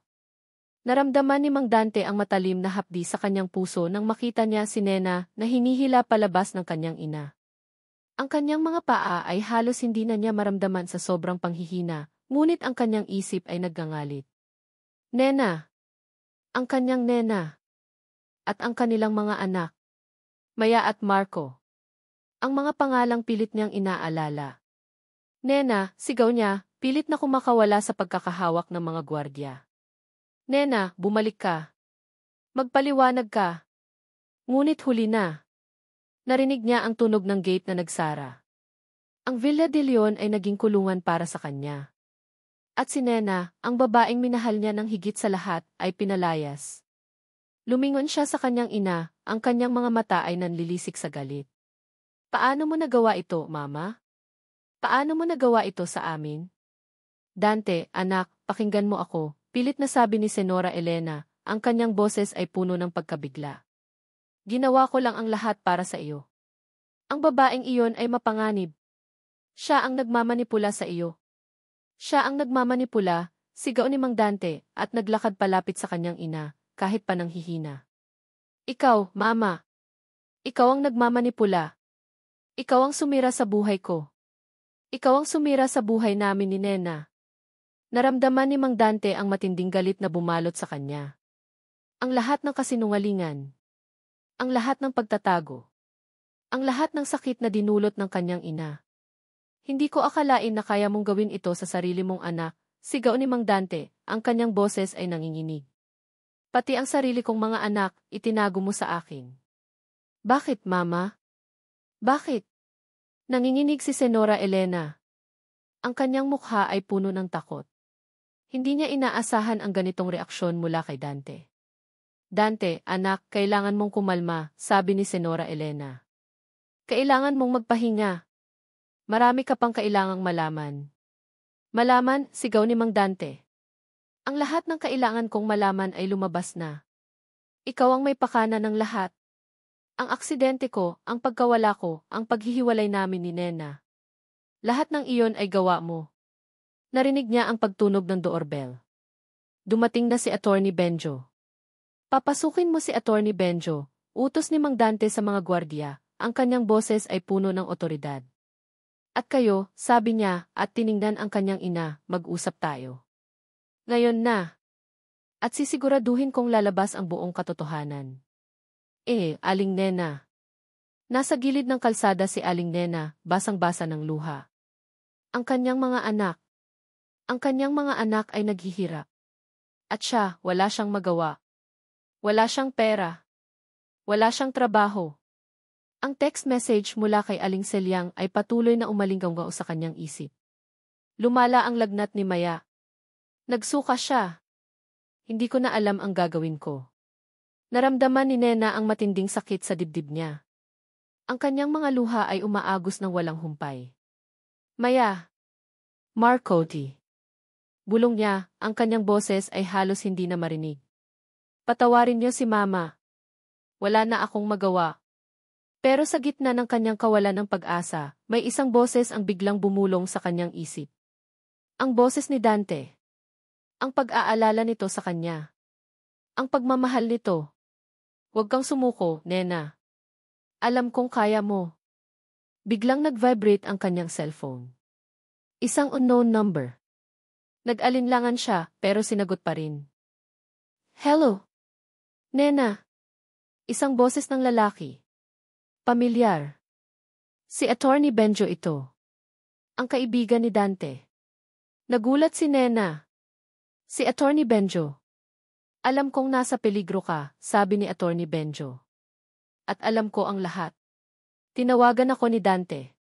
Sinabi niya sa akin ang buong katotohanan. At alam kong ikaw ang babaeng minahal niya. Naramdaman ni Nena ang pagtikom ng kanyang lalamunan. Ang kanyang puso ay kumakabog ng malakas. Nena, kailangan kitang tulungan, sabi ni Attorney Benjo. Alam kong may pinagdadaanan ka. At alam kong may mga anak kayo ni Dante. Sabihin mo sa akin kung nasaan ka. Pupuntahan kita. Kailangan nating kumilos. Kailangan nating ilabas ang katotohanan. Naramdaman ni Nena ang isang kislap ng pag-asa. Hindi pa pala tapos ang lahat. May nagmamalasakit pa rin sa kanila. Nandito po ako sa kalsada, malapit sa Villa de Leon, sabi ni Nena, ang kanyang boses ay nanginginig. Pero si Maya at Marco nasa ospital sila. Kailangan nila ng tulong. Huwag kang mag-alala, Nena. Ayusin natin ang lahat, sabi ni Attorney Benjo. Pupuntahan kita. At pagkatapos, sabay nating tutulungan ang mga anak mo. Huwag kang susuko. Magiging maayos ang lahat. Binaba ni Nena ang tawag. Ang kanyang mga luha ay patuloy na umaagos, ngunit ngayon, ang mga luha ay puno ng pag-asa. Hindi pa tapos ang laban. Naramdaman niya ang isang kamay na dahan-dahang humawak sa kanyang balikat. Nagulat siya. Aling Selyang. Nakatayo si Aling Selyang sa tabi niya, ang kanyang mukha ay puno ng pag-aalala. Nena, nakahabol ako. Nakita kitang pinalabas. Kumusta ka? Ang mga bata. Aling Selyang, ayos lang po ako, sabi ni Nena at niyakap ang kanyang pinsan. Si Attorney Benjo po, tinawagan ako. Tutulungan niya po tayo. At tutulungan niya po ang mga bata. Nakahinga ng maluwag si Aling Selyang. Salamat sa Diyos, Nena. Salamat sa Diyos. Kailangan nating bumalik sa ospital, Aling Selyang, sabi ni Nena, ang kanyang mga mata ay puno ng determinasyon. Kailangan tayo ng mga anak ko. At kailangan tayo ni Dante. Pinunasan niya ang kanyang mga luha. Ang laban ay nagsisimula pa lang. Ngunit ngayon, mayroon na siyang kakampi. At alam niya na sa huli mananaig ang katotohanan. Ang galit na naramdaman ni Mang Dante nang makita niya si Nena na pinalayas ay nagbigay sa kanya ng kakaibang lakas. Hindi na siya ang dating Dante na walang alam. Ang kanyang alaala ay nagbalik at kasama nito ang matinding pagkadismaya at galit sa kanyang ina. Si Senora Elena. Ang taong dapat nagpoprotekta sa kanya ay siya pa ang sumira sa buhay niya. Nang dumating si Attorney Benjo, agad siyang niyakap ni Mang Dante. Benjo, salamat at dumating ka. Kailangan ko ng tulong mo. Kailangan kong malaman ang lahat ng katotohanan. Dante, ayos ka lang ba? Tanong ni Attorney Benjo, ang kanyang mukha ay puno ng pag-aalala. Ang tagal ka naming hinanap. Ang daming nangyari.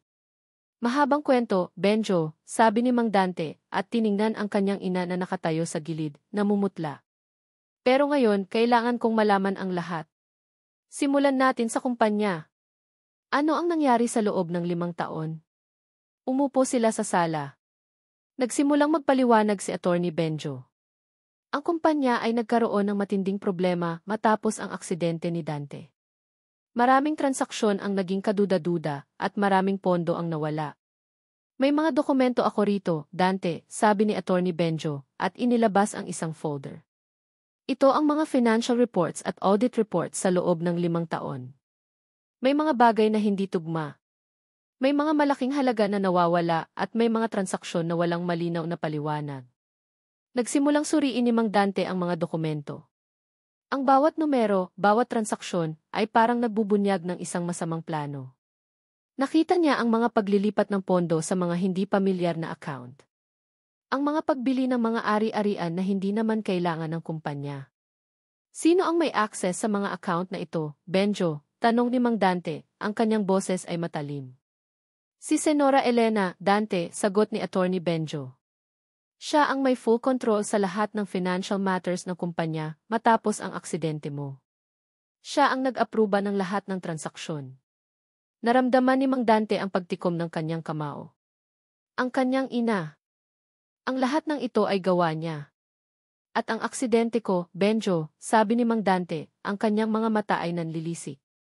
Hindi ito aksidente. May nagplano. Nagulat si Attorney Benjo. Ano ang sinasabi mo, Dante? Naalala ko na ang lahat, sabi ni Mang Dante. May mga lalaki. 2 lalaki. At si Mang Tonyo. Nakita ko siya sa pinangyarihan ng aksidente. Siya ang humila sa akin palabas ng sasakyan. Naging tahimik ang buong sala. Si Senora Elena ay nakatayo sa gilid, ang kanyang mukha ay namumutla. Dante, anak, nagkakamali ka, pilit na sabi ni Senora Elena. Hindi totoo ang mga sinasabi mo. Ang lahat ng iyan ay imahinasyon mo lang. Imahinasyon, sigaw ni Mang Dante. Hindi ko imahinasyon ang lahat ng sakit na dinulot mo sa akin, Mama. Hindi ko imahinasyon ang pagkawala ko.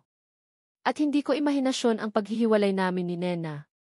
Naramdaman ni Mang Dante ang pagtikom ng kanyang lalamunan. Ang kanyang puso ay kumakabog ng malakas. Biglang may naaalala si Mang Dante. Isang maliit na detalye. Isang tawag. Naalala ko na, sabi ni Mang Dante, ang kanyang mga mata ay nanlilisik. Bago ako na aksidente, tinawagan ako ni Benjo. May gusto siyang sabihin sa akin. Pero hindi ko siya nakausap. May humarang sa tawag. Tumingin siya kay Attorney Benjo. Sinubukan mo akong tawagan, Benjo. Bago ang aksidente. Dante, sabi ni Attorney Benjo. May nalaman akong kakaiba sa kumpanya. May mga transaksyon na hindi ko maintindihan. Sinubukan kitang tawagan pero hindi ka sumasagot. Tapos, bigla na lang akong nakarinig ng balita tungkol sa aksidente mo. At sino ang humarang sa tawag ko, Mama? Tanong ni Mang Dante, ang kanyang mga mata ay nakapako sa kanyang ina. Sino ang humarang sa tawag ni Benjo? Nanginginig si Senora Elena. Ang kanyang mukha ay puno ng takot. Hindi siya makasagot. Ikaw, Mama, sabi ni Mang Dante, ang kanyang boses ay puno ng pagkadismaya. Ikaw ang humarang sa tawag. Ikaw ang nagplano ng lahat. Naramdaman ni Mang Dante ang matinding sakit sa dibdib niya. Ang kanyang ina. Ang lahat ng ito ay gawa niya. At si Nena, sabi ni Mang Dante, ang kanyang mga mata ay puno ng luha. Bakit mo siya pinalayas, Mama? Bakit mo siya siniraan? Umiling si Senora Elena. Dante, anak, hindi mo naintindihan. Ang babaeng iyon ay mapanganib. Hindi siya karapat-dapat sa iyo. Ginawa ko lang ang lahat para sa iyo. Para sa kinabukasan mo. Kinabukasan, sigaw ni Mang Dante. Ang kinabukasan na walang Nena.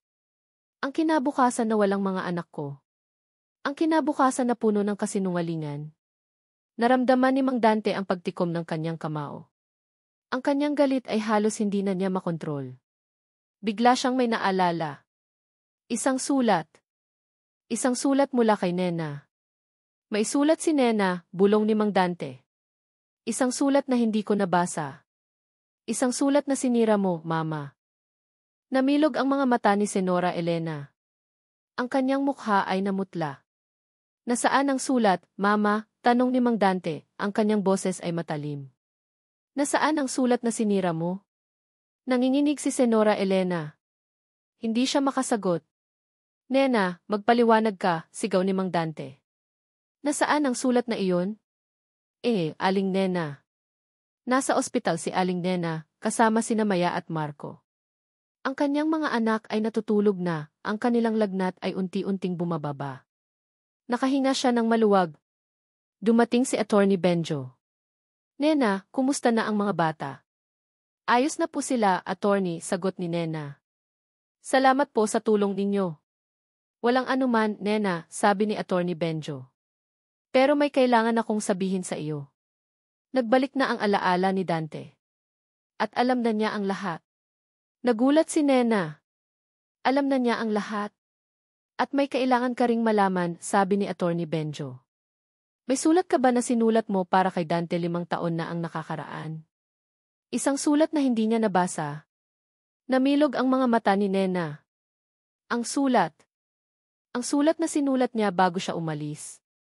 Ang sulat na sinabi niya kay Senora Elena na ibigay kay Dante. Bulong ni Nena. Isang sulat na sinulat ko para kay Dante. Sinabi ko sa kanya ang lahat. Ang tungkol sa pagbabanta ni Senora Elena. Ang tungkol sa pag-alis ko. Ang tungkol sa mga anak namin. Nena, ang sulat na iyon ay hindi nakarating kay Dante, sabi ni Attorney Benjo. Sinira iyon ni Senora Elena. At ngayon, hinahanap niya iyon. Gusto niyang malaman ang buong katotohanan. Naramdaman ni Nena ang pagtikom ng kanyang lalamunan. Ang kanyang puso ay kumakabog ng malakas. Kailangan nating bumalik sa Villa de Leon, Nena, sabi ni Attorney Benjo. Kailangan nating ilabas ang buong katotohanan. At kailangan nating ipaglaban si Dante. At ang mga anak mo. Tumango si Nena. Ang kanyang mga mata ay puno ng determinasyon. Oras na para harapin ang lahat. Ang hangin sa sala ng Villa de Leon ay tila bumigat. Nakaupo si Mang Dante sa isang sofa, ang kanyang mga mata ay nakapako sa pintuan. Ang bawat tibok ng kanyang puso ay parang martilyo na tumatama sa kanyang dibdib. Hindi lang dahil sa galit, kundi dahil sa sakit. Ang sakit na dulot ng katotohanan na ang kanyang sariling ina ang sumira sa kanyang buhay. Nang bumukas ang pintuan, tumayo siya. Pumasok si Nena, kasama si Attorney Benjo. Ang mukha ni Nena ay pagod, ngunit ang kanyang mga mata ay puno ng determinasyon. Sa sandaling iyon, naramdaman ni Mang Dante ang isang kakaibang lakas na bumalot sa kanya. Hindi na siya nag-iisa. Nena, bulong ni Mang Dante at lumapit sa kanya. Salamat at dumating ka. Dante, sagot ni Nena at hinawakan ang kanyang kamay. Ang init ng kanyang kamay ay nagbigay sa kanya ng kagaanan. Narinig nila ang mga yabag. Lumabas si Senora Elena mula sa kanyang opisina, kasama si Mang Tonyo. Ang kanyang mukha ay puno ng pagmamataas, ngunit may bakas ng kaba sa kanyang mga mata. Ano ang ibig sabihin nito, Dante? Matalim na tanong ni Senora Elena. Bakit mo dinala ang babaeng ito at ang kanyang abogado rito? Mama, matalim na sabi ni Mang Dante, ang kanyang boses ay puno ng galit. Alam ko na ang lahat. Ang aksidente ko. Ang pagkawala ko. Ang paghihiwalay namin ni Nena. Lahat ng iyon ay gawa mo. Namilog ang mga mata ni Senora Elena. Hindi totoo yan. Sinisiraan ka lang ng babaeng iyan. Siya ang may pakana ng lahat. Tama na ang kasinungalingan, Senora Elena, sigaw ni Nena, ang kanyang boses ay puno ng galit. May mga ebidensya kami. May mga patunay kami sa lahat ng ginawa ninyo. Inilabas ni Attorney Benjo ang isang folder. Senora Elena, mayroon kaming mga kopya ng mga financial reports na nagpapakita ng mga kaduda-dudang transaksyon. Mayroon din kaming email na nagpapatunay sa Project Alpha. At mayroon kaming testimonya mula kay Dante na naalala na ang lahat ng nangyari sa aksidente. Nanginginig si Senora Elena. Ang kanyang mukha ay namutla. Hindi totoo yan. Gawa-gawa lang ninyo yan. Gawa-gawa, sigaw ni Mang Dante. Hindi ko gawa-gawa ang sakit na dinulot mo sa akin, Mama. Hindi ko gawa-gawa ang mga taon na nawala sa akin. At hindi ko gawa-gawa ang mga anak ko na itinago mo sa akin. Naramdaman ni Mang Dante ang pagtikom ng kanyang lalamunan. Ang kanyang puso ay kumakabog ng malakas. Mga anak, ulit ni Senora Elena, ang kanyang boses ay nanginginig. Hindi mo sila anak, Dante. Ang babaeng iyan ay niloloko ka lang. Nagkaroon siya ng ibang lalaki. Tama na, Mama, sigaw ni Mang Dante. Alam ko na ang lahat. Alam ko na ang tungkol sa sulat ni Nena. Ang sulat na sinira mo. Ang sulat na nagsasabi ng katotohanan. Namilog ang mga mata ni Senora Elena. Ang kanyang mukha ay puno ng takot. Aling Nena. Naramdaman ni Nena ang pagtikom ng kanyang lalamunan. Ang sulat. Ang sulat na naglalaman ng lahat ng kanyang sakit at pagdurusa. Senora Elena, matapang na sabi ni Nena, ang kanyang mga mata ay puno ng luha. Sinabi ko sa inyo ang lahat sa sulat na iyon. Ang tungkol sa pagbabanta ninyo. Ang tungkol sa pag-alis ko. Ang tungkol sa mga anak namin. Pero sinira ninyo ang sulat. Pinili ninyong sirain ang buhay namin. Nanginginig si Senora Elena. Ang kanyang mga mata ay puno ng luha. Ang kanyang pagmamataas ay unti-unting gumuho. Ginawa ko lang ang lahat para sa iyo, Dante, sigaw ni Senora Elena, ang kanyang boses ay puno ng desperation. Ayaw kong masira ang pangalan ng pamilya de Leon. Ayaw kong masira ang kinabukasan mo sa isang babaeng hindi mo naman karapat-dapat. Hindi ako karapat-dapat, sigaw ni Nena. Ang pagmamahal ko sa anak ninyo ay hindi karapat-dapat. Ang pagiging ina ko sa mga anak niya ay hindi karapat-dapat. Tama na, Mama, sigaw ni Mang Dante, ang kanyang boses ay puno ng sakit. Ang lahat ng ginawa mo ay hindi para sa akin. Para sa sarili mo. Para sa pangalan mo. Para sa yaman mo. Naramdaman ni Mang Dante ang matinding sakit sa dibdib niya. Ang kanyang ina. Ang taong minahal niya. Ang taong sumira sa kanyang buhay. Dahil sa iyo, Mama, sabi ni Mang Dante, ang kanyang boses ay nanginginig. Dahil sa iyo, nawala sa akin ang 5 taon. Nawala sa akin ang pagkakataong makasama ang mga anak ko. Nawala sa akin ang pagkakataong makasama ang babaeng mahal ko. Nagsimulang umiyak si Senora Elena. Ang kanyang pagmamataas ay tuluyan ng gumuho. Ang kanyang mukha ay puno ng sakit at pagsisisi. Patawarin mo ako, Dante, bulong ni Senora Elena, ang kanyang boses ay nanginginig. Patawarin mo ako, anak. Ginawa ko lang ang lahat dahil sa pagmamahal ko sa iyo. Ayaw kong mawala ka sa akin. Hindi ito pagmamahal, Mama, sabi ni Mang Dante, ang kanyang mga mata ay puno ng luha. Ito ay pagmamay-ari. Ito ay pagkontrol. At sinira mo ang buhay ko dahil dito. Naramdaman ni Nena ang pagtikom ng kanyang lalamunan. Ang kanyang puso ay kumakabog ng malakas. Ang lahat ng sakit, ang lahat ng pagdurusa, ay lumalabas na. Senora Elena, sabi ni Attorney Benjo, ang kanyang boses ay seryoso. Mayroon kaming sapat na ebidensya para sampahan kayo ng kaso. Pagpaplano ng krimen, pagmamanipula, pagharang sa hustisya, at pagtatago ng katotohanan. Nanginginig si Senora Elena. Ang kanyang mukha ay puno ng takot. Hindi ko alam bulong ni Senora Elena. Alam mo, Mama, sabi ni Mang Dante, ang kanyang boses ay matalim. Alam mo ang lahat. At ngayon, kailangan mong harapin ang lahat ng ginawa mo. Narinig nila ang tunog ng sirena ng pulis. Dumating na ang pulis. Senora Elena de Leon, sabi ng isang pulis. Mayroon po kaming warrant of arrest para sa inyo. Kayo po ay inaaresto dahil sa kasong pagpaplano ng krimen at pagmamanipula. Namilog ang mga mata ni Senora Elena. Ang kanyang mukha ay puno ng pagkabigla. Hindi ito totoo, sigaw ni Senora Elena. Hindi ko ginawa yan. Nagkakamali kayo. Ngunit huli na ang lahat. Hinawakan siya ng mga pulis sa braso. Mama, sigaw ni Mang Dante, ang kanyang mga mata ay puno ng luha. Tumingin si Senora Elena kay Mang Dante, ang kanyang mga mata ay puno ng sakit at pagsisisi. Patawarin mo ako, anak. Patawarin mo ako. Hinila siya ng mga pulis palabas ng sala. Ang kanyang boses ay patuloy na umalinggaw sa buong bahay. Hindi ko ginawa yan. Nagkakamali kayo.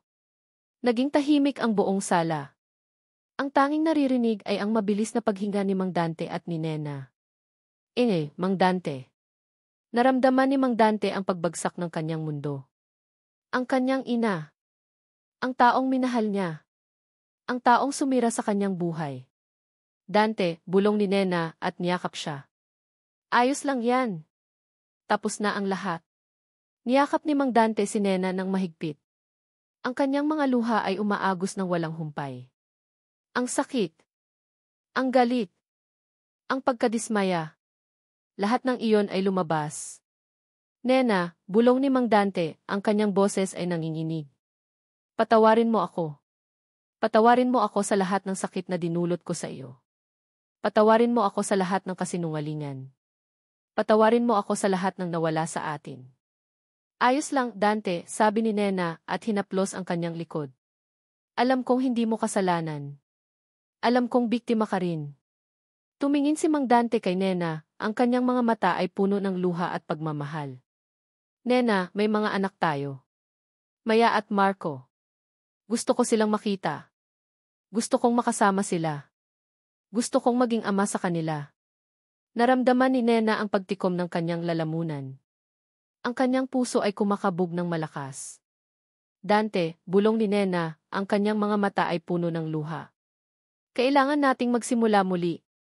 Kailangan nating bumuo ng bagong pamilya. Isang pamilya na puno ng pagmamahal, pagtitiwala at katotohanan. Niyakap muli ni Mang Dante si Nena. Ang kanyang puso ay puno ng pag-asa. Sana bigyan mo ako ng pangalawang pagkakataon, Nena, bulong ni Mang Dante. Sana maging pamilya tayo. Sa wakas, ang katahimikan sa loob ng Villa de Leon ay kaiba ngayon. Wala na ang presensya ni Senora Elena, ang anino ng kanyang pagmamataas at pagmamanipula. Napalitan ito ng payapang simoy ng hangin at ng mga tunog ng pag-asa. Ngayon, malaya na sila. Nakatayo si Aling Nena sa tabi ni Mang Dante, habang nakatingin sila sa labas ng bintana. Ang kanyang kamay ay nasa kamay ni Mang Dante, mahigpit na nakahawak. Ang lahat ng sakit, lahat ng pagdurusa, ay tila naglaho na. Ngayon, ang tanging nararamdaman niya ay pagmamahal at pag-asa. Kumusta na ang pakiramdam mo, Dante? Mahina niyang tanong. Niyakap ni Mang Dante si Nena ng mahigpit. Mas maayos na ako, Nena. Ngayon na alam ko na ang katotohanan at kasama kita. Naramdaman ni Nena ang pagtikom ng kanyang lalamunan. Ang kanyang puso ay kumakabog ng malakas. Pero ang mga bata, Nena, bulong ni Mang Dante. Gusto ko silang makita. Gusto kong makasama sila. Patawarin mo ako kung hindi ko sila nakasama sa loob ng 5 taon. Naramdaman ni Nena ang pag-init ng kanyang mga mata. Ayos lang, Dante. Alam kong hindi mo kasalanan. At alam kong matutuwa sila na makita ka. Bumalik sila sa ospital kinabukasan. Ang kaba at excitement ay magkahalong naramdaman ni Nena. Ito ang sandali na matagal na niyang pinangarap. Ang muling pagkikita ni Dante at ng kanilang mga anak. Nang makarating sila sa kwarto ni Maya at Marco, nakita nila ang 2 bata na mahimbing na natutulog. Ang kanilang lagnat ay tuluyan ng bumaba. Maya! Marco T. Bulong ni Mang Dante at lumapit sa mga bata. Ang kanyang mga mata ay puno ng luha. Dahan-dahan niyang hinaplos ang ulo ni Maya. Ang ganda-ganda mo, anak. Pagkatapos, lumapit siya kay Marco. At ikaw, anak. Ang laki mo na. Naramdaman ni Nena ang pagtikom ng kanyang lalamunan. Ang kanyang mga luha ay umaagos ng walang humpay. Ito ang sandali na matagal na niyang hinintay. Ang kanyang pamilya. Buo na sila. Mang Dante. Hindi may paliwanag ang saya na naramdaman ni Mang Dante nang makita niya ang kanyang mga anak. Maya at Marco. Ang mga pangalang pilit niyang inaalala. Ang mga mukha na nakita niya sa kanyang mga panaginip. Sila ba talaga sila, Nena? Tanong niya, ang kanyang boses ay nanginginig. Tumango si Nena, ang kanyang mga mata ay puno ng luha. Dante. Sila ang mga anak natin. Lumuhod si Mang Dante sa tabi ng kama at hinaplos ang mukha ni Maya. Patawarin mo si Papa, anak. Patawarin mo si Papa kung hindi kanya nakasama sa loob ng 5 taon. Hinalikan niya ang noo ni Maya. At pagkatapos, lumapit siya kay Marco. Hinalikan din niya ang noo nito. Magsisimula tayo muli, mga anak, bulong ni Mang Dante, ang kanyang boses ay puno ng pag-asa. Magsisimula tayo muli at bubuo tayo ng bagong pamilya. Isang pamilya na puno ng pagmamahal. Nang magising sina Maya at Marco, nagulat sila nang makita si Mang Dante. Hindi nila ito kilala. Mama, sino po siya? Tanong ni Maya at kumapit kay Nena. Lumapit si Mang Dante sa kanila at lumuhod. Ako ang papa ninyo, mga anak. Ako si Papa Dante. Namilog ang mga mata ni Maya at Marco. Hindi sila makapaniwala. Papa, bulong ni Marco. Tumango si Mang Dante. Anak, ako ang papa ninyo. At ngayon, magsasama na tayo. Magiging isang pamilya tayo. Nagsimulang umiyak si Maya. Tumakbo siya at niyakap si Mang Dante. Papa! Papa! Niyakap ni Mang Dante si Maya ng mahigpit. Ang kanyang mga luha ay umaagos ng walang humpay. Ang init ng katawan ng kanyang anak. Ang tunog ng kanyang boses. Ito ang pangarap niya. Sumunod si Marco. Niyakap din niya si Mang Dante. Papa! Niyakap ni Mang Dante ang kanyang mga anak ng mahigpit. Ang kanyang puso ay puno ng kagalakan. Nakatayo si Nena sa gilid, pinapanood ang muling pagkikita ni Dante at ng kanilang mga anak. Ang kanyang puso ay puno ng pagmamahal. Ito ang pamilya na matagal na niyang ipinaglaban. Lumapit si Mang Dante kay Nena, kasama ang mga bata. Hinawakan niya ang kamay ni Nena. Salamat, Nena, bulong ni Mang Dante. Salamat sa lahat. Salamat sa pagiging matatag. Salamat sa pagprotekta sa mga anak natin. Salamat sa pagbibigay sa akin ng pangalawang pagkakataon. Naramdaman ni Nena ang pagtikom ng kanyang lalamunan. Ayos lang, Dante. Mahal kita. At mahal ko ang pamilya natin. Niyakap niya si Mang Dante. At sa sandaling iyon, naramdaman niya ang kumpletong pagkakaisa. Ang lahat ng kanilang pinagdaanan ay nagpatibay lang sa kanilang pagmamahalan. Sa mga sumunod na araw, unti-unting nakilala ni Maya at Marco si Mang Dante. Ang kanyang presensya ay nagdala ng bagong buhay sa kanila. Ang kanilang mga tawa ay umalinggaw sa Villa de Leon. Tungkol kay Senora Elena, kinaharap niya ang kanyang mga kaso. Ang lahat ng ebidensya ay sapat na para hatulan siya. Ang kumpanya ay unti-unting bumalik sa dating sigla, sa ilalim ng pamamahala ni Mang Dante at ni Attorney Benjo. Isang araw, habang nakaupo si Nena at Mang Dante sa hardin, pinapanood ang mga bata na naglalaro, napansin niya ang isang bagong ngiti sa labi ni Dante. Isang ngiting puno ng kaligayahan. Nena, sabi ni Mang Dante at hinawakan ang kanyang kamay. Gusto kong magsimula tayo muli. Gusto kong pakasalan kita. Gusto kong maging pamilya tayo. Sa wakas, namilog ang mga mata ni Nena. Ang kanyang puso ay kumakabog ng malakas. Ito ang pangarap niya. Dante, bulong ni Nena, ang kanyang mga mata ay puno ng luha. Mahal ko. Niyakap siya ni Mang Dante. Ang kanilang mga anak ay tumakbo palapit sa kanila at niyakap din sila. Isang bagong simula. Isang bagong pamilya. Isang pamilya na puno ng pagmamahal at pag-asa. At dito nagtatapos ang kwento ni Nena at Dante, isang paglalakbay na puno ng pagsubok, pag-ibig at pagtuklas sa katotohanan. Maraming salamat po, mahal kong mambabasa, sa inyong paglalaan ng oras at puso upang samahan kami sa bawat pahina ng kwentong ito. Ang paglalakbay ni Nena at Dante ay hindi lamang isang simpleng naratibo, ito ay isang piraso ng aking kaluluwa na ibinahagi ko sa inyo. Sa bawat salita, bawat emosyon, inilapat ko ang aking pagmamahal sa pagsusulat at umaasa akong naiparating ko ang damdamin at diwa ng kanilang istorya. Habang isinusulat ko ang bawat kabanata, kasama ko kayong tumawa, umiyak at naramdaman ang bigat ng mga pagsubok.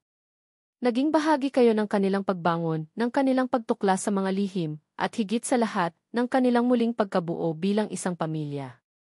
Ang paglikha ng mundong ito ay isang pribilehiyo, at ang pagbabahagi nito sa inyo ay isang kaligayahan. Sa pamamagitan ni Nena at Dante, nais kong ipaalala na sa kabila ng pinakamadilim na panahon, ang pag-ibig ay laging nagtatagumpay. Ang kapatawaran ay nagpapalaya, at ang pag-asa ay laging nariyan, kahit gaano pa kahirap ang sitwasyon. Ang bawat isa sa atin ay may kakayahang bumangon, magpatawad at muling bumuo. Ang kwentong ito ay isang paalala na ang katotohanan, gaano man ito kasakit sa simula, ay laging magbibigay ng lunas at bagong simula. Sana'y iniwanan kayo ng kwentong ito na may puso na puno ng pag-asa at paniniwala sa kapangyarihan ng pagmamahalan. Maraming salamat muli sa inyong suporta. Inaanyayahan ko kayong ibahagi ang inyong mga saloobin at damdamin tungkol sa kwento. Ang inyong mga komento ay magiging inspirasyon para sa akin, upang magpatuloy sa paglikha ng mas marami pang mga kwentong makakapukaw ng puso. Hanggang sa muling pagkikita.